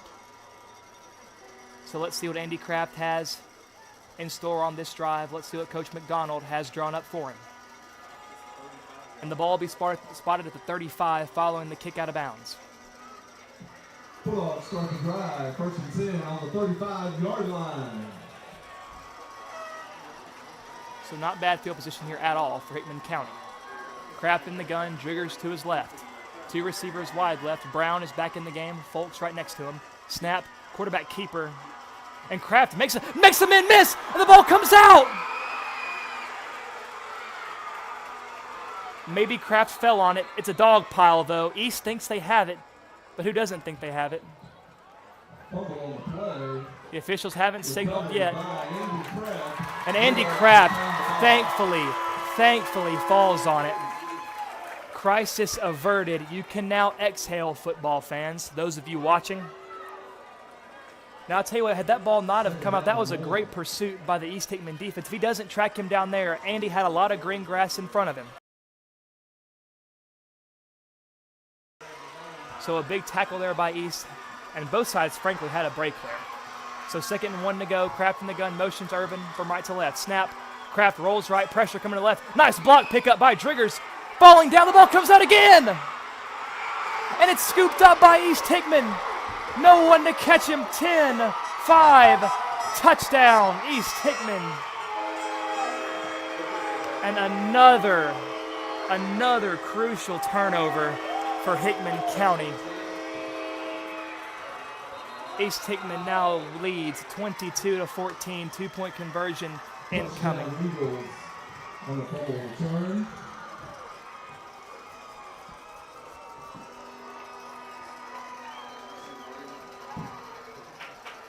And this has been a similar tune that's been sung these last few weeks. Hickman County appears to have some momentum, and then just in an instant, it's taken away. But this is a huge two-point conversion, as Hickman County can still keep it a one-score game. But if East converts, of course, it now becomes a two-score game. Ragsdale confirming with the sideline what the play call is here. 19 seconds to go in the third quarter. And in this quarter, after the end of the quarter, will be our next ad break. They're stacking the box here. Power set, snap. Give to Sloan. Gets around the edge. He's hit! No good! No good! It's the two-point conversion, and that is huge. That is huge, and I cannot say that enough. With 19 seconds to go in the third quarter, this is still a one-score game. But this offense has to get it together. You had the momentum on your side. You cannot afford to give that away, especially when you're playing someone the caliber of East Hickman. They will not give you much opportunity, much room for error, and you have to take advantage of every little bit of ground you can take, but you cannot afford to give any away.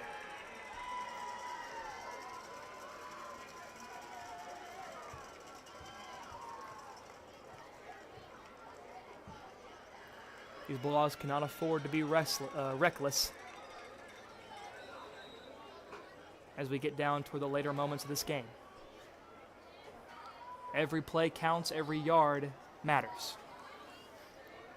And both teams send out their special teams units. Driggers back deep alongside John Irvin. They'll set up around the 15-yard line. Irvin about the 20. Driggers at about the 13. Now they line up side by side, ready to go for this shallow kick that we've seen pretty regularly in this game. Here we go, the kicker running up. It's a little onside kick, it's a pooch kick, and falling on at midfield. And a flag is maybe some Eagles jumped the gun there on the kickoff. But nevertheless, the ball is recovered by the Bulldogs. Let's see what the flag is.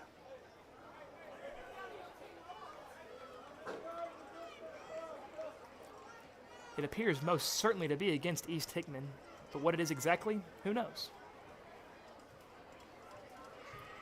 And it's a false start by East Hickman's kicking unit. They jumped the gun just a little bit, so they will redo the kick, and that will back them up. So they'll be kicking off from the 35 now. So that certainly helps out Hickman County in the field position category. So here we go. Driggers and Irvin move up to the 30-yard line now to return. Does East Hickman go to the well again and try the onside kick? Here we go. Kicker running up, and this time he chooses to kick it deep. Irvin there returning it, fields it at the 20. Gets around a couple men, darts upfield, Irvin, midfield, 45, 40, 35, 30, 25, and he is ran down at the 20-yard line. And John Irvin, that is why he is on our player spotlight tonight. He is the spark plug. Number 21, John Irvin. He wants this more than anyone, and he showed it right there on that kick. And East Hickman now finds themselves on their heels, backed against the goal line as Hickman County inches close to the red zone. And I believe where they're marking it, he will be inside the red zone at the 18-yard line. With 8 seconds to go, Hickman County can knot this game up here in a matter of moments. But they still have to be on top of their game. They have to play the ball security game. Kraft in the gun, snaps, rolls left, keeps it. Kraft has room. Kraft drugged down inside the 10, marked down at about the 5-yard line, but that is plenty for a Hickman County first down. And the clock expires here in the third quarter. East Hickman leads 22-14, but Hickman County first down, goal to go, 5-yard line. Don't go anywhere, folks. WNKX will bring you this game until the very end. We'll be back. We're back in just 1 minute. WNKX would like to thank these community partners for helping to make tonight's broadcast possible. Ascension St. Thomas Hickman Hospital, Pizza Hut of Centerville, McDonald Funeral Home, Advocate Auto Body, Liberty Pharmacy, and the Meriwether Lewis Electric Cooperative.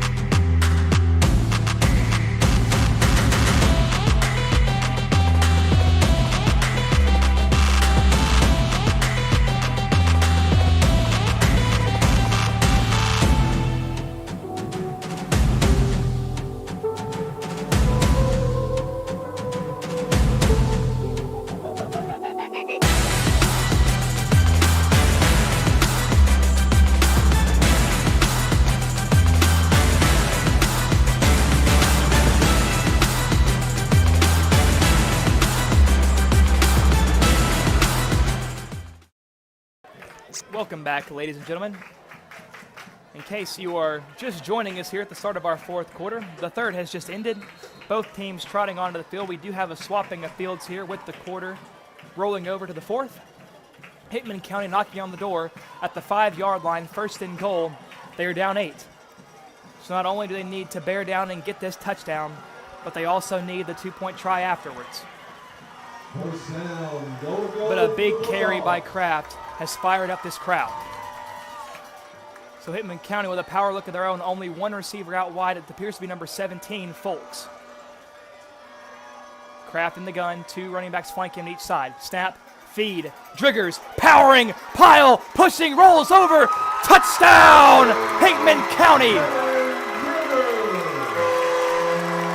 And it only took one play from inside the 10, and Hickman County is a 2-point conversion away from tying this game up early on in the fourth quarter, 11:55 to go.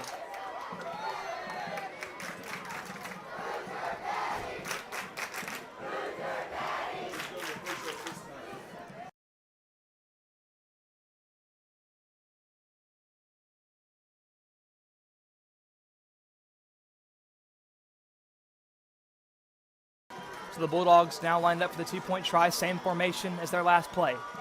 Driggers and Irvin behind. Kraft keeps it, rolls left. There's going to be a holding call, I believe. Kraft is in, but of course the flag is thrown.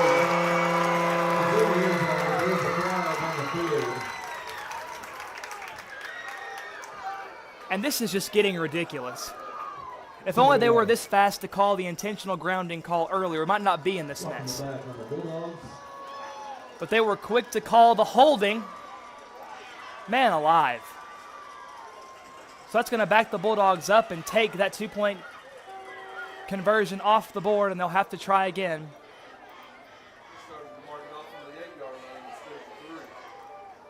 So have to set up shop at the 8-yard line as opposed to the 3.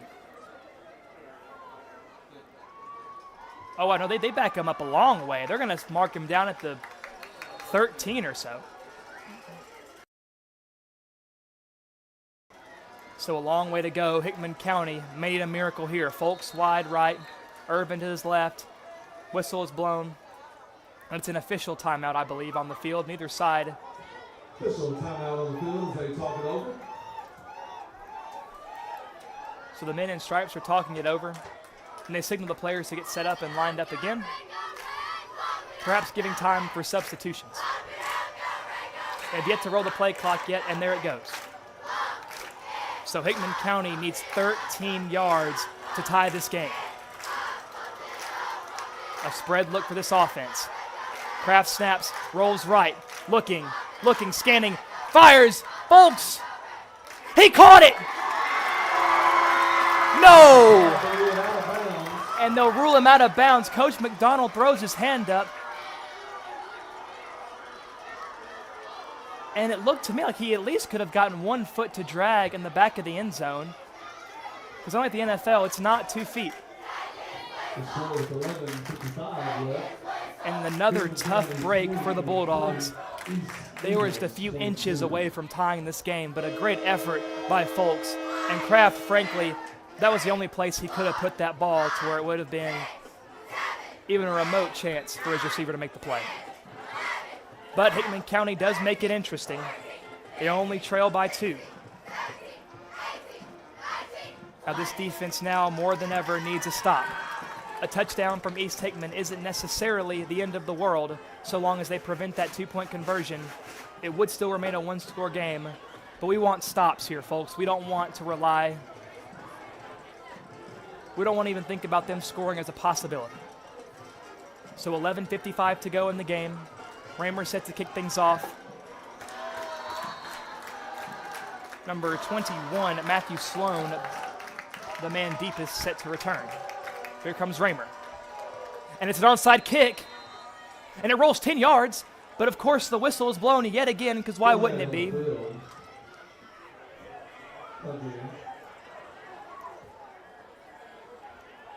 And that was almost the perfect onside kick. If the flag wasn't thrown there, I believe Hickman recovers that, no problem, and they take over with the ball.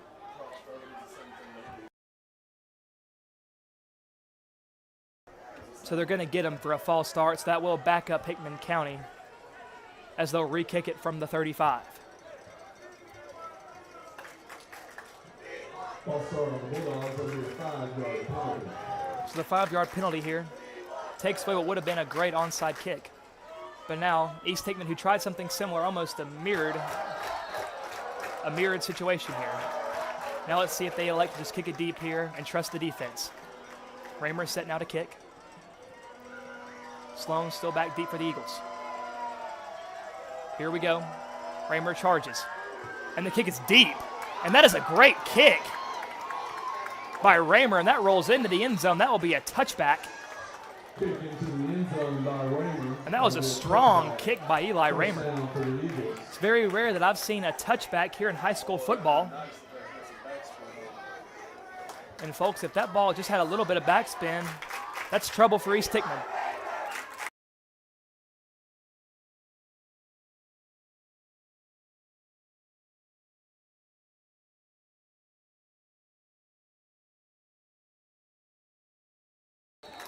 So East Hickman will now take over at the 20 following Raymer's touchback. And this, in crunch time, is where we see what this defense is made of. Ragsdale in the backfield, Sloan again right next to him. Now East does have two receivers out wide to the right. Snap, pitch to the right to Sloan, gets around the edge, and Surge is ahead for a first down. East Hickman, they'll mark him down to around the 34-yard line. So a quick first down for East Hickman, and the chains will move.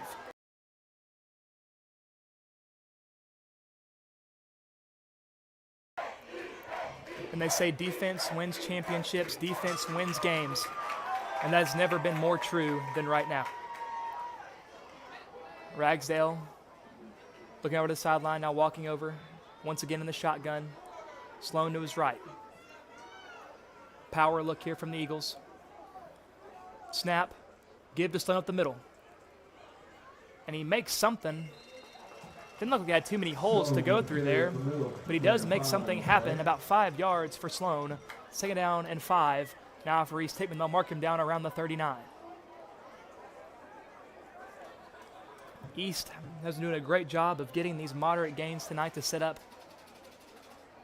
a manageable following down. Hickman County hasn't been able to invade that backfield as much as they probably would have needed to or liked to. Ragsdale in the gun, no receivers out wide. Running back to his right. Snap. Give up the middle again to Sloan. No, that's not Sloan. And a great tackle by number 21, John Irvin. Irvin was arguably the last line of defense there. If he gets away from 21, he might have had a house call waiting. But that was not Sloan on the carry. That appeared to be number 6, Kyle Nordyke, on the play there.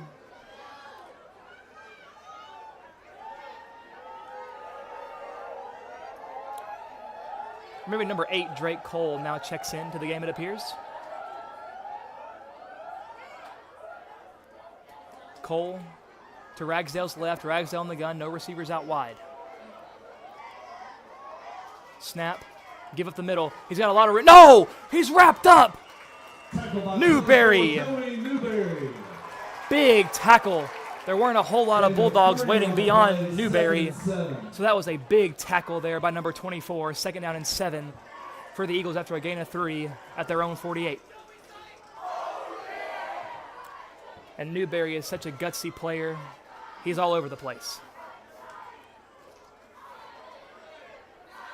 Brown and Driggers back deep at safety. Cover 2 look here for the Dogs. Ragsdale in the gun, Sloan back in the game to his left. Sloan motions right, and the whistle blows. I believe that was a false start. I saw some movement up front, but let's see who they get for the penalty. They will call a false start. So back the Eagles up 5 yards, second down and 12. Now for East Hickman. And it appears our side student section knows the rule book as well, as you can't do that chants echo throughout the stadium. 9:15 to go in the game. And if you're the Bulldogs, you have to take advantage of penalties like that. East digging themselves into a hole offensively, but we know they have the rushing attack to climb out of it. East Hickman will not let the foot off the gas, and neither should we. Ragsdale on the gun, snap, whistle blows. And before the play, the whistle blown, and they will say timeout is called by East Hickman. I believe that is their first of the half, with 8:56 to go in the fourth quarter. We'll be back after this brief ad break. We're back in just 1 minute. WNKX would like to thank these community partners for helping to make tonight's broadcast possible. Ascension St. Thomas Hickman Hospital, Pizza Hut of Centerville, McDonald Funeral Home, Advocate Auto Body, Liberty Pharmacy, and the Meriwether Lewis Electric Cooperative. This WNKX broadcast is not possible without them.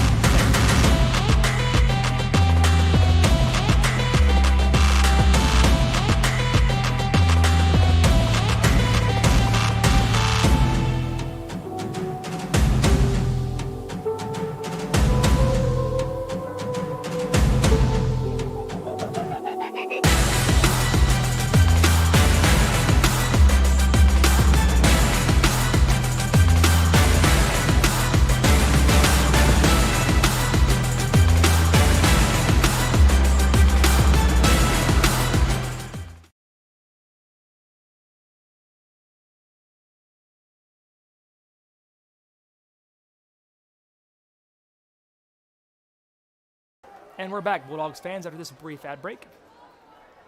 Second and long for the Eagles. Ragsdale in the gun. Sloan to his right. Motions. Quarterback keeper.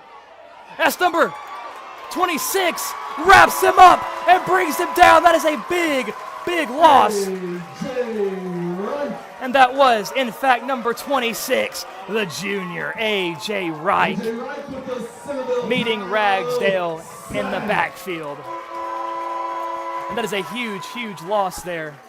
And that backs them up to about the 34-yard line, third down, and what must feel like an eternity for these Eagles. But of course, this East offense has plenty of big play potential. So if you're the defense, you cannot keep your foot off the gas. It's third down. You have to make them feel pressured. You have to keep the ball in front of you. A power set for the Eagles. Snap, play action. Ragsdale boots it out left, rolling, flares it up in the air. No! Tipped and incomplete. Intended for Nathan Hobbs. Brown almost with a big interception, and there could have been a lot of green grass ahead of him if he gets that tipped interception. But that's a tough play. He had almost zero time to react after the ball went off Hobbs' fingertips. But I'm frankly surprised they have not used him more in this game. Hobbs has been one of their big targets in the passing attack. But Ragsdale's ball sails a little errant there, and Hickman County will force a punt. It appears to be Irvin and Driggers back deep to return.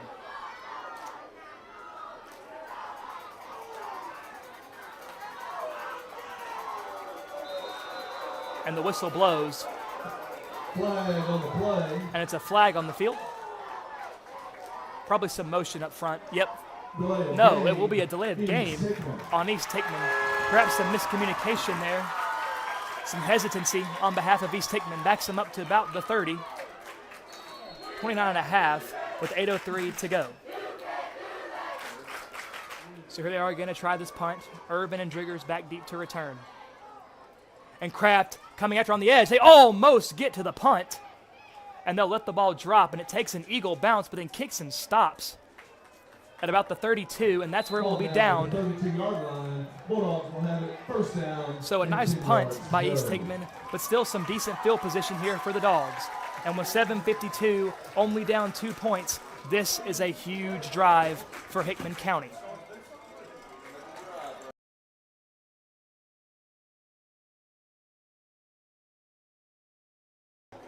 Much as the last Eagle possession showed us what our defense was made of, this drive will show us what our offense is made of. How do they perform when the lights are at the brightest? Kraft in the gun, Driggers to his left, three receivers wide left, Brown, Folks, and Irvin. Snap, whistle is blown. Waiting to see what the call is here.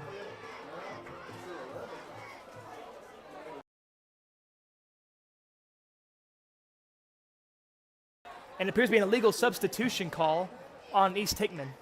Probably on East Hickman. I think it was a legal substitution. So that'll move them up to the 37-yard line, a 1st and 5. Now up for the Bulldogs. And that's something that the Bulldogs will certainly appreciate. So the first play of this offensive drive, Kraft still in the gun, Driggers to his left, three receivers wide left, Brown, Irvin, and Folks. Snap, Kraft rolls left, he just tucks it and keeps it out right. and he is drugged down to the ground. Kraft not going anywhere on the carry. And he was unable to get back to the line of scrimmage, so he'll lose a few on that keeper. So now a 2nd down and 7 to go for Hickman County. 7.5 to go in the game. They seem to have flopped the play here. Same 3 receivers wide right. Kraft snaps.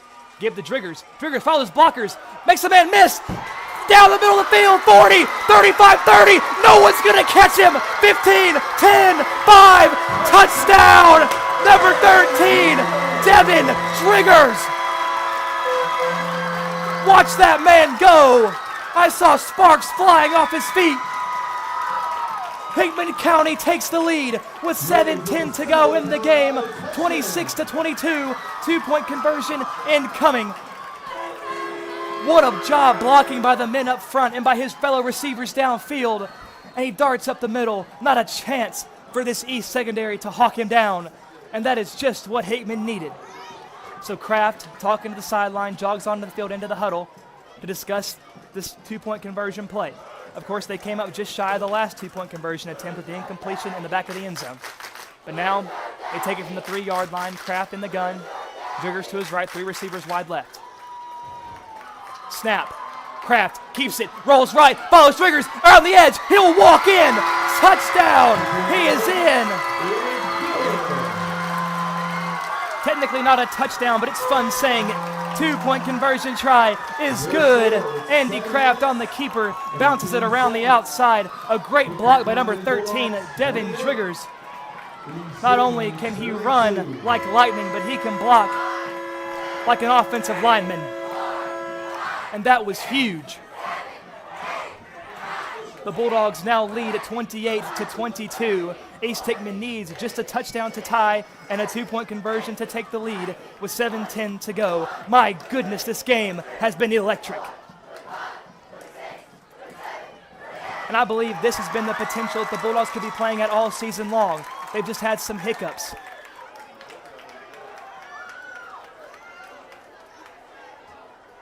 If you just chip away some of the personal foul calls we've seen and some of the fumbles, I believe this is the Bulldogs playing their best football of the season. So Raymer now set to kick it deep. Eagles have 3 men back deep to return. Here we go, runs up, and the kick is away, and it's a booming kick by Raymer. Sails over the head of Sloan, bounces through the end zone. The officials blow the whistle. Touchback. They'll set up shop at the 20-yard line. A great kick again by young number 7, sophomore Eli Raymer.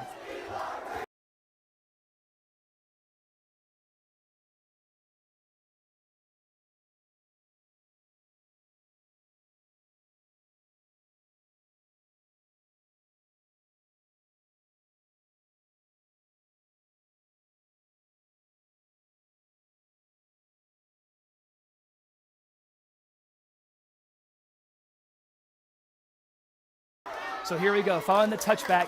Ragsdale on the gun, Sloan to his left, no receivers out wide. Bulldogs stack in the box. Handoff at the middle, and he's not going to go anywhere. Maybe a couple on the play if the officials give him a generous spot. They'll spot him at about a yard on the carry. 2nd down and 9 now for East Hickman.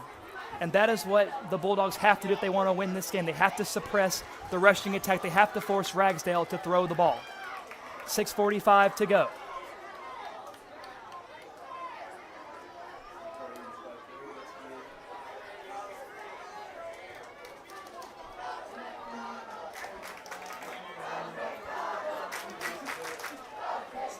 Ragsdale on the gun, snaps, keeps it himself. Follows his blockers, and he does do that successfully. Gets around the edge, and he is drugged down by number 12, I believe. Yes, Braden and McCaleb on the tackle. Those are some shifty moves there by number 13, Ragsdale. Almost could have been wrapped up for no gain, but he is able to make a few Bulldogs miss to set up a third and manageable 3rd and 2 now for the Eagles as we take under 6 minutes to play. And this is a big couple of downs now for the Bulldogs. Ragsdale on the gun, no receivers out wide. Sloan to his left. Snap, give up the middle. And the great blocking by East Hickman and an easy first down for East Hickman at about the 35.5-yard line with 5:39 to go. Now those early third down forces are good for the Bulldogs. They just have to finish it off strong. Ragsdale looking at his play caller on his wrist. He's in the gun. Running back to his right, no receivers wide. Snap. Give. No, it's one of those trick tosses underneath. The fake to number 21, Sloan, and the give to number 15, Austin Ware. Another tackle by Andy Kraft. And East Hickman is so good at drawing up these diverse run plays. You can never quite be 100% sure of who's getting the ball. It could be Ware, it could be Sloan, it could be Cole, it could be Owens, it could be a keeper by Ragsdale. So the Bulldogs have to stay on their toes here. 2nd down and 6 now for East Hickman. Same set as the last play. Snap, give up the middle, and he stays on his feet. The Bulldogs had him for a short gain, but they do not confirm the tackle, and he'll stumble down to the 45, 3rd down and 1. Now another big 3rd down play. Hickman County's done a good job at getting them to 3rd down, but they haven't been able to get them off the field yet this drive. 4:19 to go in the game. Ragsdale checking with his guys on the sideline, trots back onto the field. He's in the backfield. Looks like Cole's the one next to him. Snap. Give to Cole. Cole is hit quick, but drags and fights and surges forward for a 1st down. Just barely gets past the chains. But close only counts in horseshoes and hand grenades,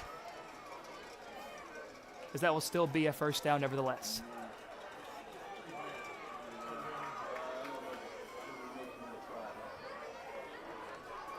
So a 1st and 10 now for East Hickman at their own 48. Of course, they need a touchdown to tie, 2 point to take the lead, 3:35 to go. Ragsdale in the gun, Sloan to his left, no receivers, motions one man from left to right. Snap, give to Sloan, and he is hit quick in the backfield, but of course the play is blown dead. So that penalty actually might have saved East Hickman there, as Sloan got hit immediately. They would have lost at least 5 yards and a down as well, but the false start will keep things at 1st down, and it will back them up 5 yards. But that's one of those few rare times where you don't want to see the flag thrown. So the Eagles, even when a flag is thrown against them, still find a way to catch a break because of it. So a 1st and 15 now for East Hickman. Ragsdale trotting onto the field. Number 18, Dalton Blackburn, playing something of a modified fullback position, blocking to the right. Ragsdale, snap, give to Sloan, follows his blocks, and he's not going anywhere. They'll mark him down at the 43. Only a couple, if that, on the play. 2nd down and 13 upcoming for the Eagles. We'll say 2nd down and 14 with 2:48 to go. And as this clock starts to wind down almost to 2 minutes and 30 seconds, it starts to become a factor. If there was ever a drive to get off the field for the Bulldogs, it's this one right here. Snap. Play action over the middle, complete to Hobbs. And he's close to the marker, and they will give it to him. He surges beyond the marker at the 40. 1st down, East Hickman, as there's Hobbs, the man that we knew would be dangerous in the passing attack once they had to take that route. So now with 2 minutes and 14 seconds to go, do we see more passing plays from the Eagles as time starts to become a factor? Ragsdale in the gun, Sloan to his right. 2 receivers out wide right for the Eagles. One of them is Hobbs in the slot. Snap, it's a pass play all the way. Over the middle, caught by Hobbs. And he is drugged down at the 25. Plenty for an East Hickman 1st down. Now, if you're the Bulldogs, you have to patrol the middle of the field. You cannot give Hobbs free rein. That's a big man to try to bring down, and he has good hands. So you have to treat that number 24 as if he's wide receiver 1. 1.5 minutes to go. Now, if you're Hickman County, you get in a territory of, do you almost let them score and give yourself time to march down if you don't trust your defense? Ragsdale on the gun, no receivers, running back to his right, running back in motion. Toss left. The Bulldogs hit him quick, but he does get through the initial contact for about 3 or 4 yards on the play. Minute and 18 to go.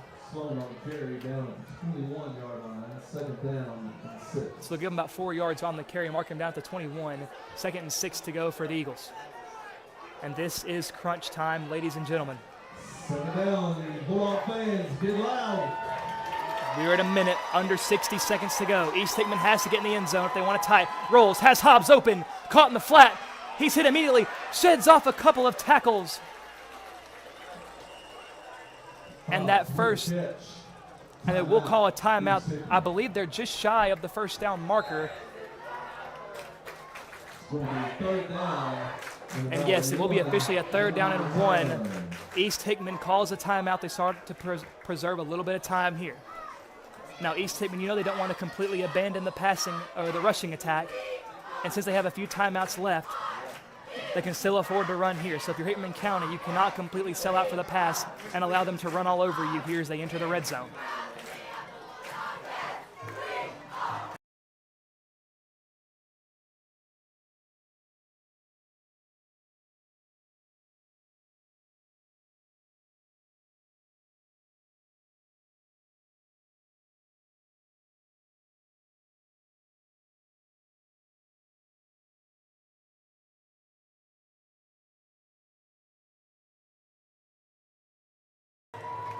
So the timeout has ended. Both teams back onto the field, a 3rd and short. East Hickman has already had a few 3rd down conversions on this drive. They need another one here. Hickman County needs a big stop with 47 seconds in the game. East is knocking on the door. Ragsdale in the gun, Sloan to his right, Hobbs in the slot out wide. Snap, looking, fires over the middle, over the head of number 24, Nathan Hobbs. Yet another target for Hobbs, 4th and 1, and folks, this is the game.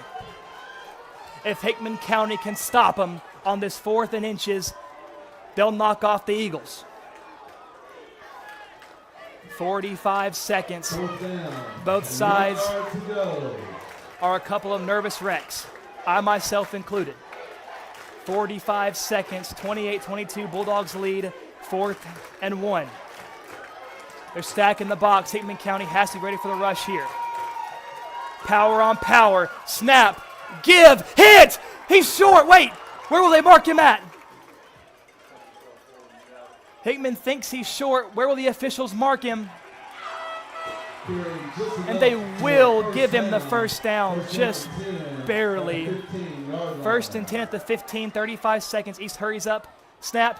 Up the middle. And he's drugged down. Not a whole lot of yardage there with 30 seconds. East. Interesting clock management here. And there is an East player down on the field. 12-yard line. Going to have a timeout on the field. So timeout is called by East Hickman. I believe they're 2nd of the half. They only have one timeout left, and I believe the injured man on the field is number 21. That is their running back, Sloan. Of course, he has done a lot of heavy lifting in this football game, and our thoughts and prayers are with this young man that it's nothing too serious. And he seems to be hopping up under his own power. So thankfully, it seems like young Matthew Sloan is not too shaken up on the play.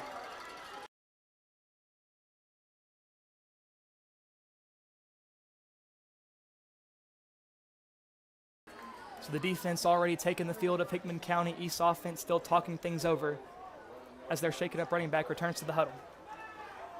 Now, do they trust the health of Sloan to keep him on the field here? Of course, in times like this, you need your best players. Sloan, definitely one of those. This defense needs to be a brick wall. Ragsdale in the gun. It appears to be number 8 in the backfield with him. Drake Cole.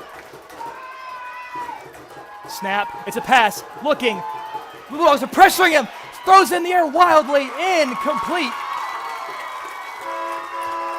Big pressure by the Bulldogs. They gave Ragsdale absolutely no time to plant his feet to make a good throw.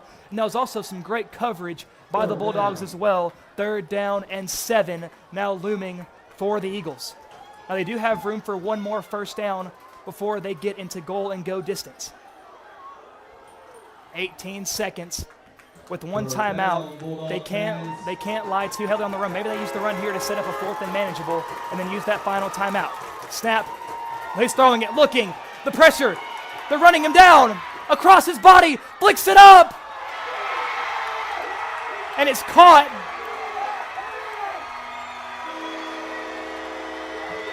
And I believe he was in the end zone. Did they signal touchdown? And yes, that is a touchdown, East Hickman. So this game is tied, and here we go. It all comes down to this 2-point conversion try. With 18 seconds, if East can convert, it's probably the game. If they don't, we might get free football here at Kenneth Moe Wright Stadium. So they don't have a PAT kicker here, because otherwise you think it would be academic to send out a kicker and just take your one to take a 1-point lead. So here we go. The biggest play of the night. 28-28. Whistles are blown. Timeout is called.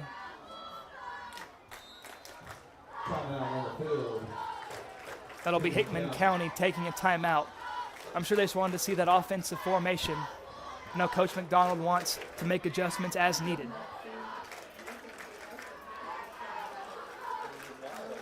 This defense, they have to give it all they got. Bottle up whatever energy they have left and put it all towards this one play. And of course, with that big receiver Hobbs at the tight end position, you can't write off a short passing play in the flat or over the middle. But with their dangerous running backs such as Cole and Sloan, even Ragsdale as well with keepers, you can't write off the run either. Hickman needs a balanced defense that's ready for anything, and they have to be quick on their feet to make these adjustments as needed. They have to be talking to one another if they want to hope to stop East. And that was such a clutch pass by Ragsdale. It almost seemed like he saw his number one guy, close his eyes, and threw it up to him. And sometimes that's all you have to do to find success. Find your number one outlet and get it to him anyway, anyhow. So East Hickman now trots onto the field. Ragsdale in the gun, Sloan to his right, power set here. The Bulldogs got to be ready for anything, as this could be the game with 18 seconds. Snap. Keeper by Ragsdale. And it's no good. He is short. Ragsdale tried to make some men miss, but there were just too many dogs there to meet him. And this defense said, we're not done yet. Hickman County could have rolled over after the touchdown, but they said, not yet. We still have more left in the tank.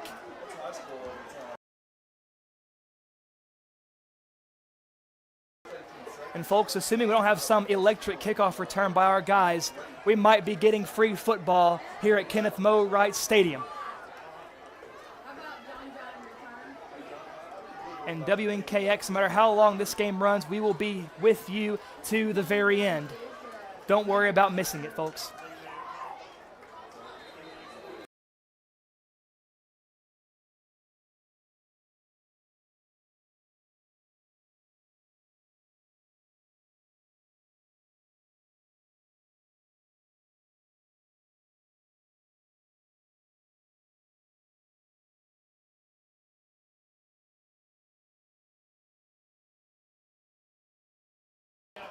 Now, if you're the Eagles, there's no way you want to attempt an onside kick and risk giving the Bulldogs good field position.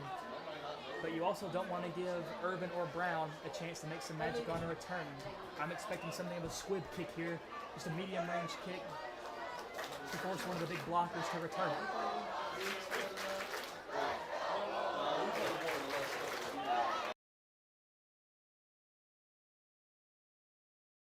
So here we go. The ball is set to the 40. East going to kick it away. Number 3, Jacob Shearing, ready to go. He rushes, and it's a little onside-er. Fielded, and he goes down immediately. I believe that was number 40 on the recovery. Now the Bulldogs, 18 seconds, still have timeouts to use here. Bulldogs. Recover the onside kick on the 48-yard line. So the Bulldogs have their own 48. And we've seen Driggers, of course, broke that big 50-plus yard run his last time. So this game is not yet over by any means. But let's see how aggressive Coach McDonald wants to play. Does he want to play for overtime? I think if you're Hickman County, you want to at least try to make East sweat. You don't want to just knee and run things out. So Driggers in the backfield, Kraft in the gun, Folks wide right, Brown next to him. No receivers wide left.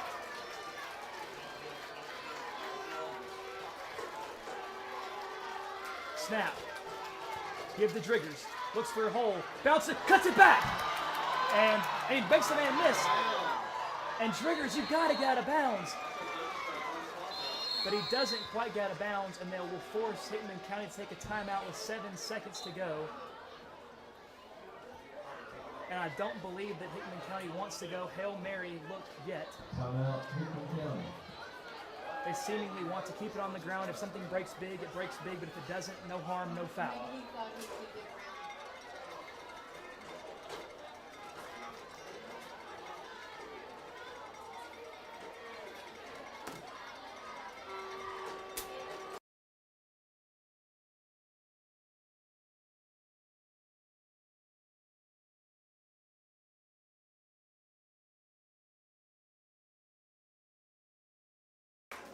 So Hickman County now trots onto the field. Let's see what they have drawn up here.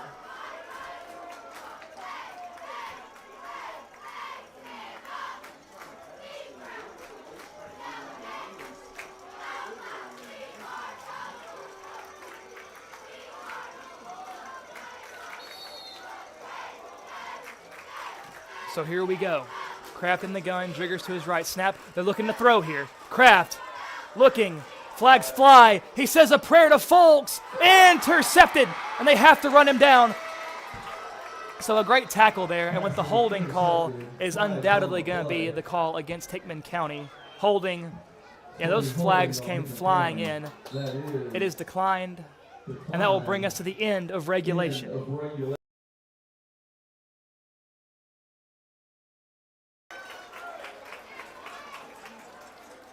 Guys, I'm not sure if we could write a better script than this. Rivalry game. The powerhouse that is East Hickman going up against the winless Bulldogs. But as I said earlier, these rivalry games, they just mean more. And Hickman County is playing like they have a whole new fire lit under them. So now that we enter overtime,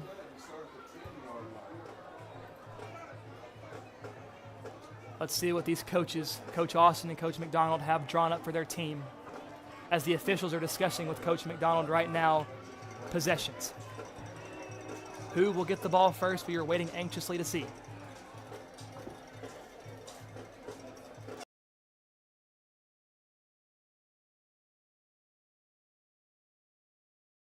And these are the kind of games that will take everything out of you, whether you're a player, whether you're a student, whether you're just another fan watching, whether you're in the press box, whether you're an official. These high-stress games will wear you out. Football tonight, football fans. So we have free football here covered by WNKX.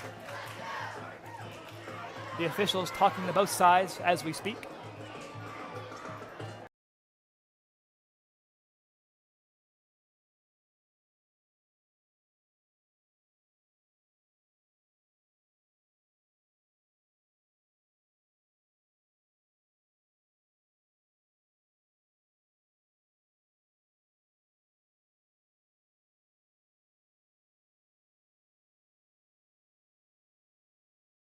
So the officials congregating at midfield.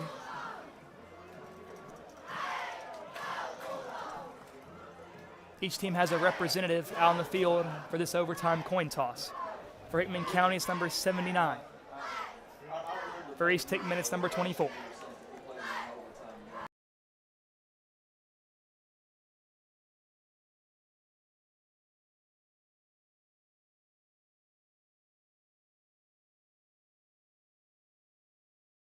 It appears that East has won the toss.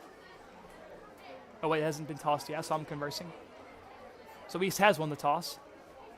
I'm psychic, I suppose. I can see the future.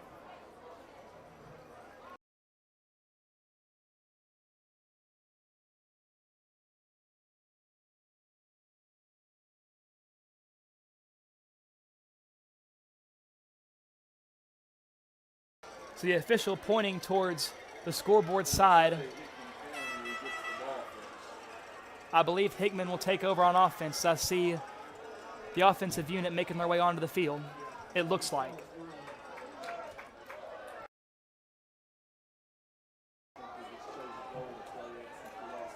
Unfortunately, unlike college and NFL, the referees don't have microphones, so our guess is as good as yours watching at home. So we'll play this by ear, learn as it goes. So yes, Hickman County will begin overtime at the 10-yard line. First and goal, Hickman takes over. So this must be similar to college overtime rules where, as opposed to starting at the 25-yard line and alternating possessions, they'll start at the 10-yard line here in high school. So let's see what they have drawn up here. Hickman County has a chance to put us on their heels by scoring off the rip. Kraft in the gun and Driggers to his left. Irvin posted up to the right behind the offensive line. Brown in the slot to the left, Folks wide left.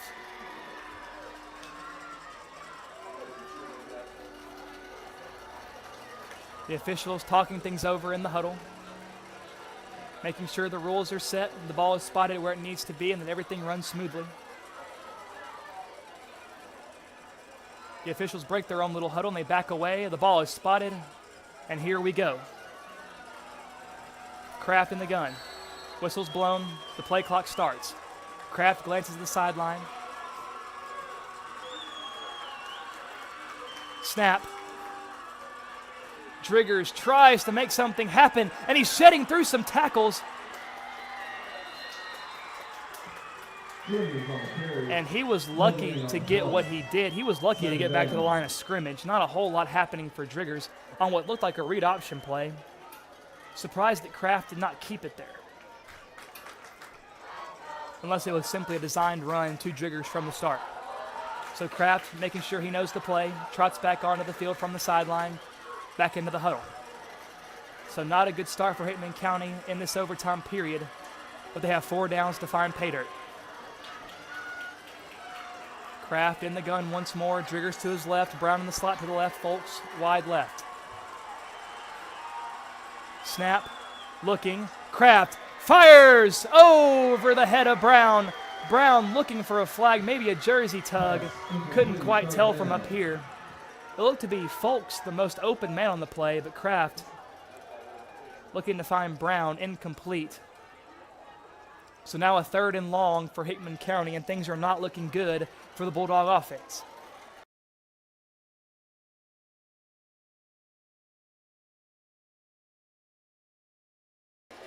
You don't have to worry about punting it. You know for a fact you have 4 downs to work with.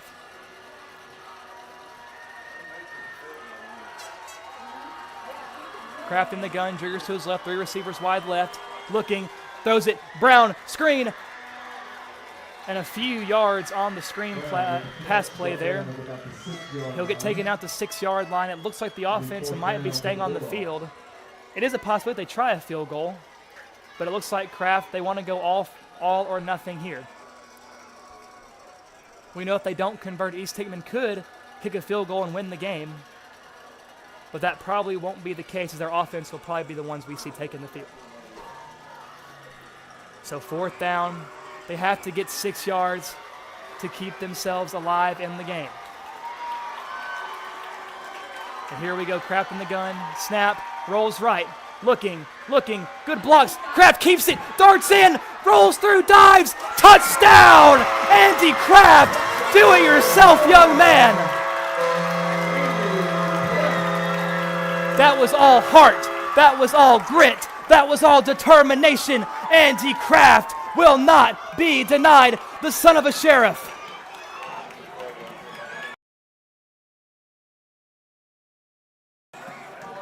And Raymer is on the field. They may try, and they are going to be trying a point after. The first point after attempt in the game, and this is huge. Need a good hold, need a good snap. Snap, good, hold, good, kick, up. It is right down the middle. Eli Raymer drills it. 35-28 Bulldogs, and now the pressure is all on the offense of East Hickman.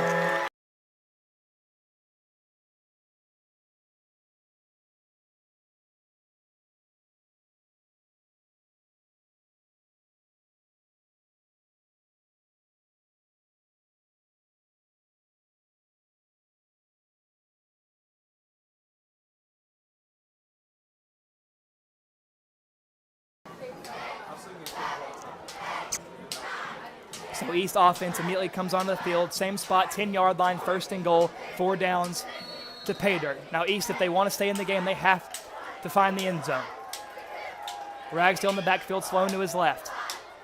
No receivers wide. Snap, fed to Sloan, off tackle. And he is down at the half-yard line. He is close. So East Hickman doing what Hickman County could not, and they're getting off on the right foot. That first down play is always so crucial in giving yourself a little momentum for plays to come. And now Hickman County has their work cut out for them, having to keep this powerful Eagle offense from getting 1 yard. We have to see a brick wall from Hickman County.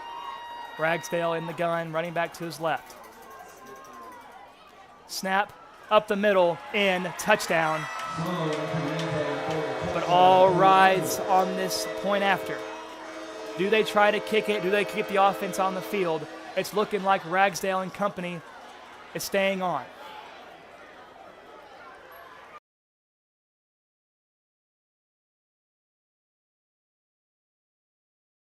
And this will be the final play of the game. If East Hickman gets in, they win. If the Bulldogs stand strong, the Bulldogs win. The biggest play, we've said that a lot, but this truly is the biggest play of the game. Let's see what they have drawn up here. Ragsdale appears to be in the gun with Sloan to his left. And McDonald trying, desperately jumping around, trying to get a timeout called. They finally see him. But it will be East Hickman that takes the timeout. Looks like both coaches had something similar in mind. They want to do a feeling out here, see what the other team is doing as far as formation goes, so they can draw up the best play possible.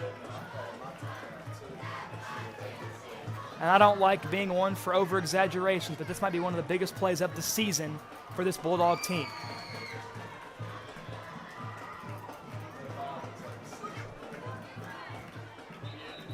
Their first win of the year could be one of their biggest wins all season if they can stand strong here.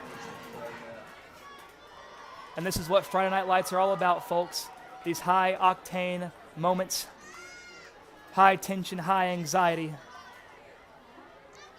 And Hickman County's defense trots onto the field. And East Hickman's offense just now breaks the sideline huddle and they trot onto the field. Both teams had plenty of time to figure out a game plan. And it looks like an East looking like they're going to stay with that power set. Ragsdale in the gun, Sloan to his left, a lot of big bodies up front. Hobbs is the man to watch on this play. Snap, give to Sloan, gets around the edge, and he's going to score.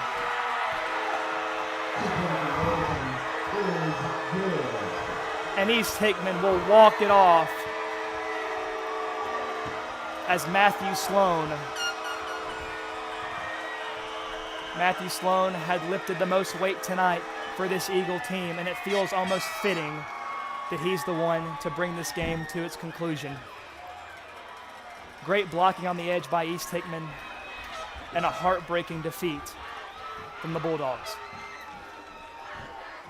Now, if you're Hickman County, as easy as it is to hang your head on a defeat such as this, I'm not sure if a lot of people here thought it would be as close as it was, given the struggles that Hickman County has had and how great the Eagles have looked.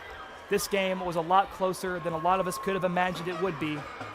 So while it wasn't the result that we were hoping for, this should give the Bulldogs, their players, and our fans hope for the future. Kraft looked amazing tonight. The defense looked strong. And a few plays here and there could have been the deciding factor in who won or lost this game. But folks, it's been a great ride here. We're happy we could cover this exciting Friday night football game with you between two rivals, between Hickman and East. I am Josh Copley for WNKX. I've been joined tonight by our producer, Ella Morgan, and our camera woman, Savannah Parrish. Folks, we will have one last ad break to play us out. This has been WNKX. We will see you next week. Thank you for joining us, whether it be Facebook, YouTube, or the radio. Farewell, football fans. Smart appliances, heating and cooling, solar, electric vehicles, mobile apps. Energy impacts your life in many ways. It's our job to power the technology that brings comfort and value to your busy life. Your life, your way. So you're in the driver's seat. Let us help. Contact the Energy Pros at Meriwether Lewis Electric. Pizza Hut, you owe Chicago an apology. Tavern style pizza is our thing. Why couldn't you be happy with deep dish like all the tourists? That's good. And you just had to make it so crispy and delicious. It's perfection. They put the toppings all the way to the edge. It's cut in the shareable square. That's delicious. What's your deal, Pizza Hut? Your secret's out, Chicago. Try any of our large Chicago tavern-style recipes for just $12 each. Hey, Pizza Hut, you owe Chicago an apology. Sorry, Chicago. No one out pizzas the Hut. Apology accepted.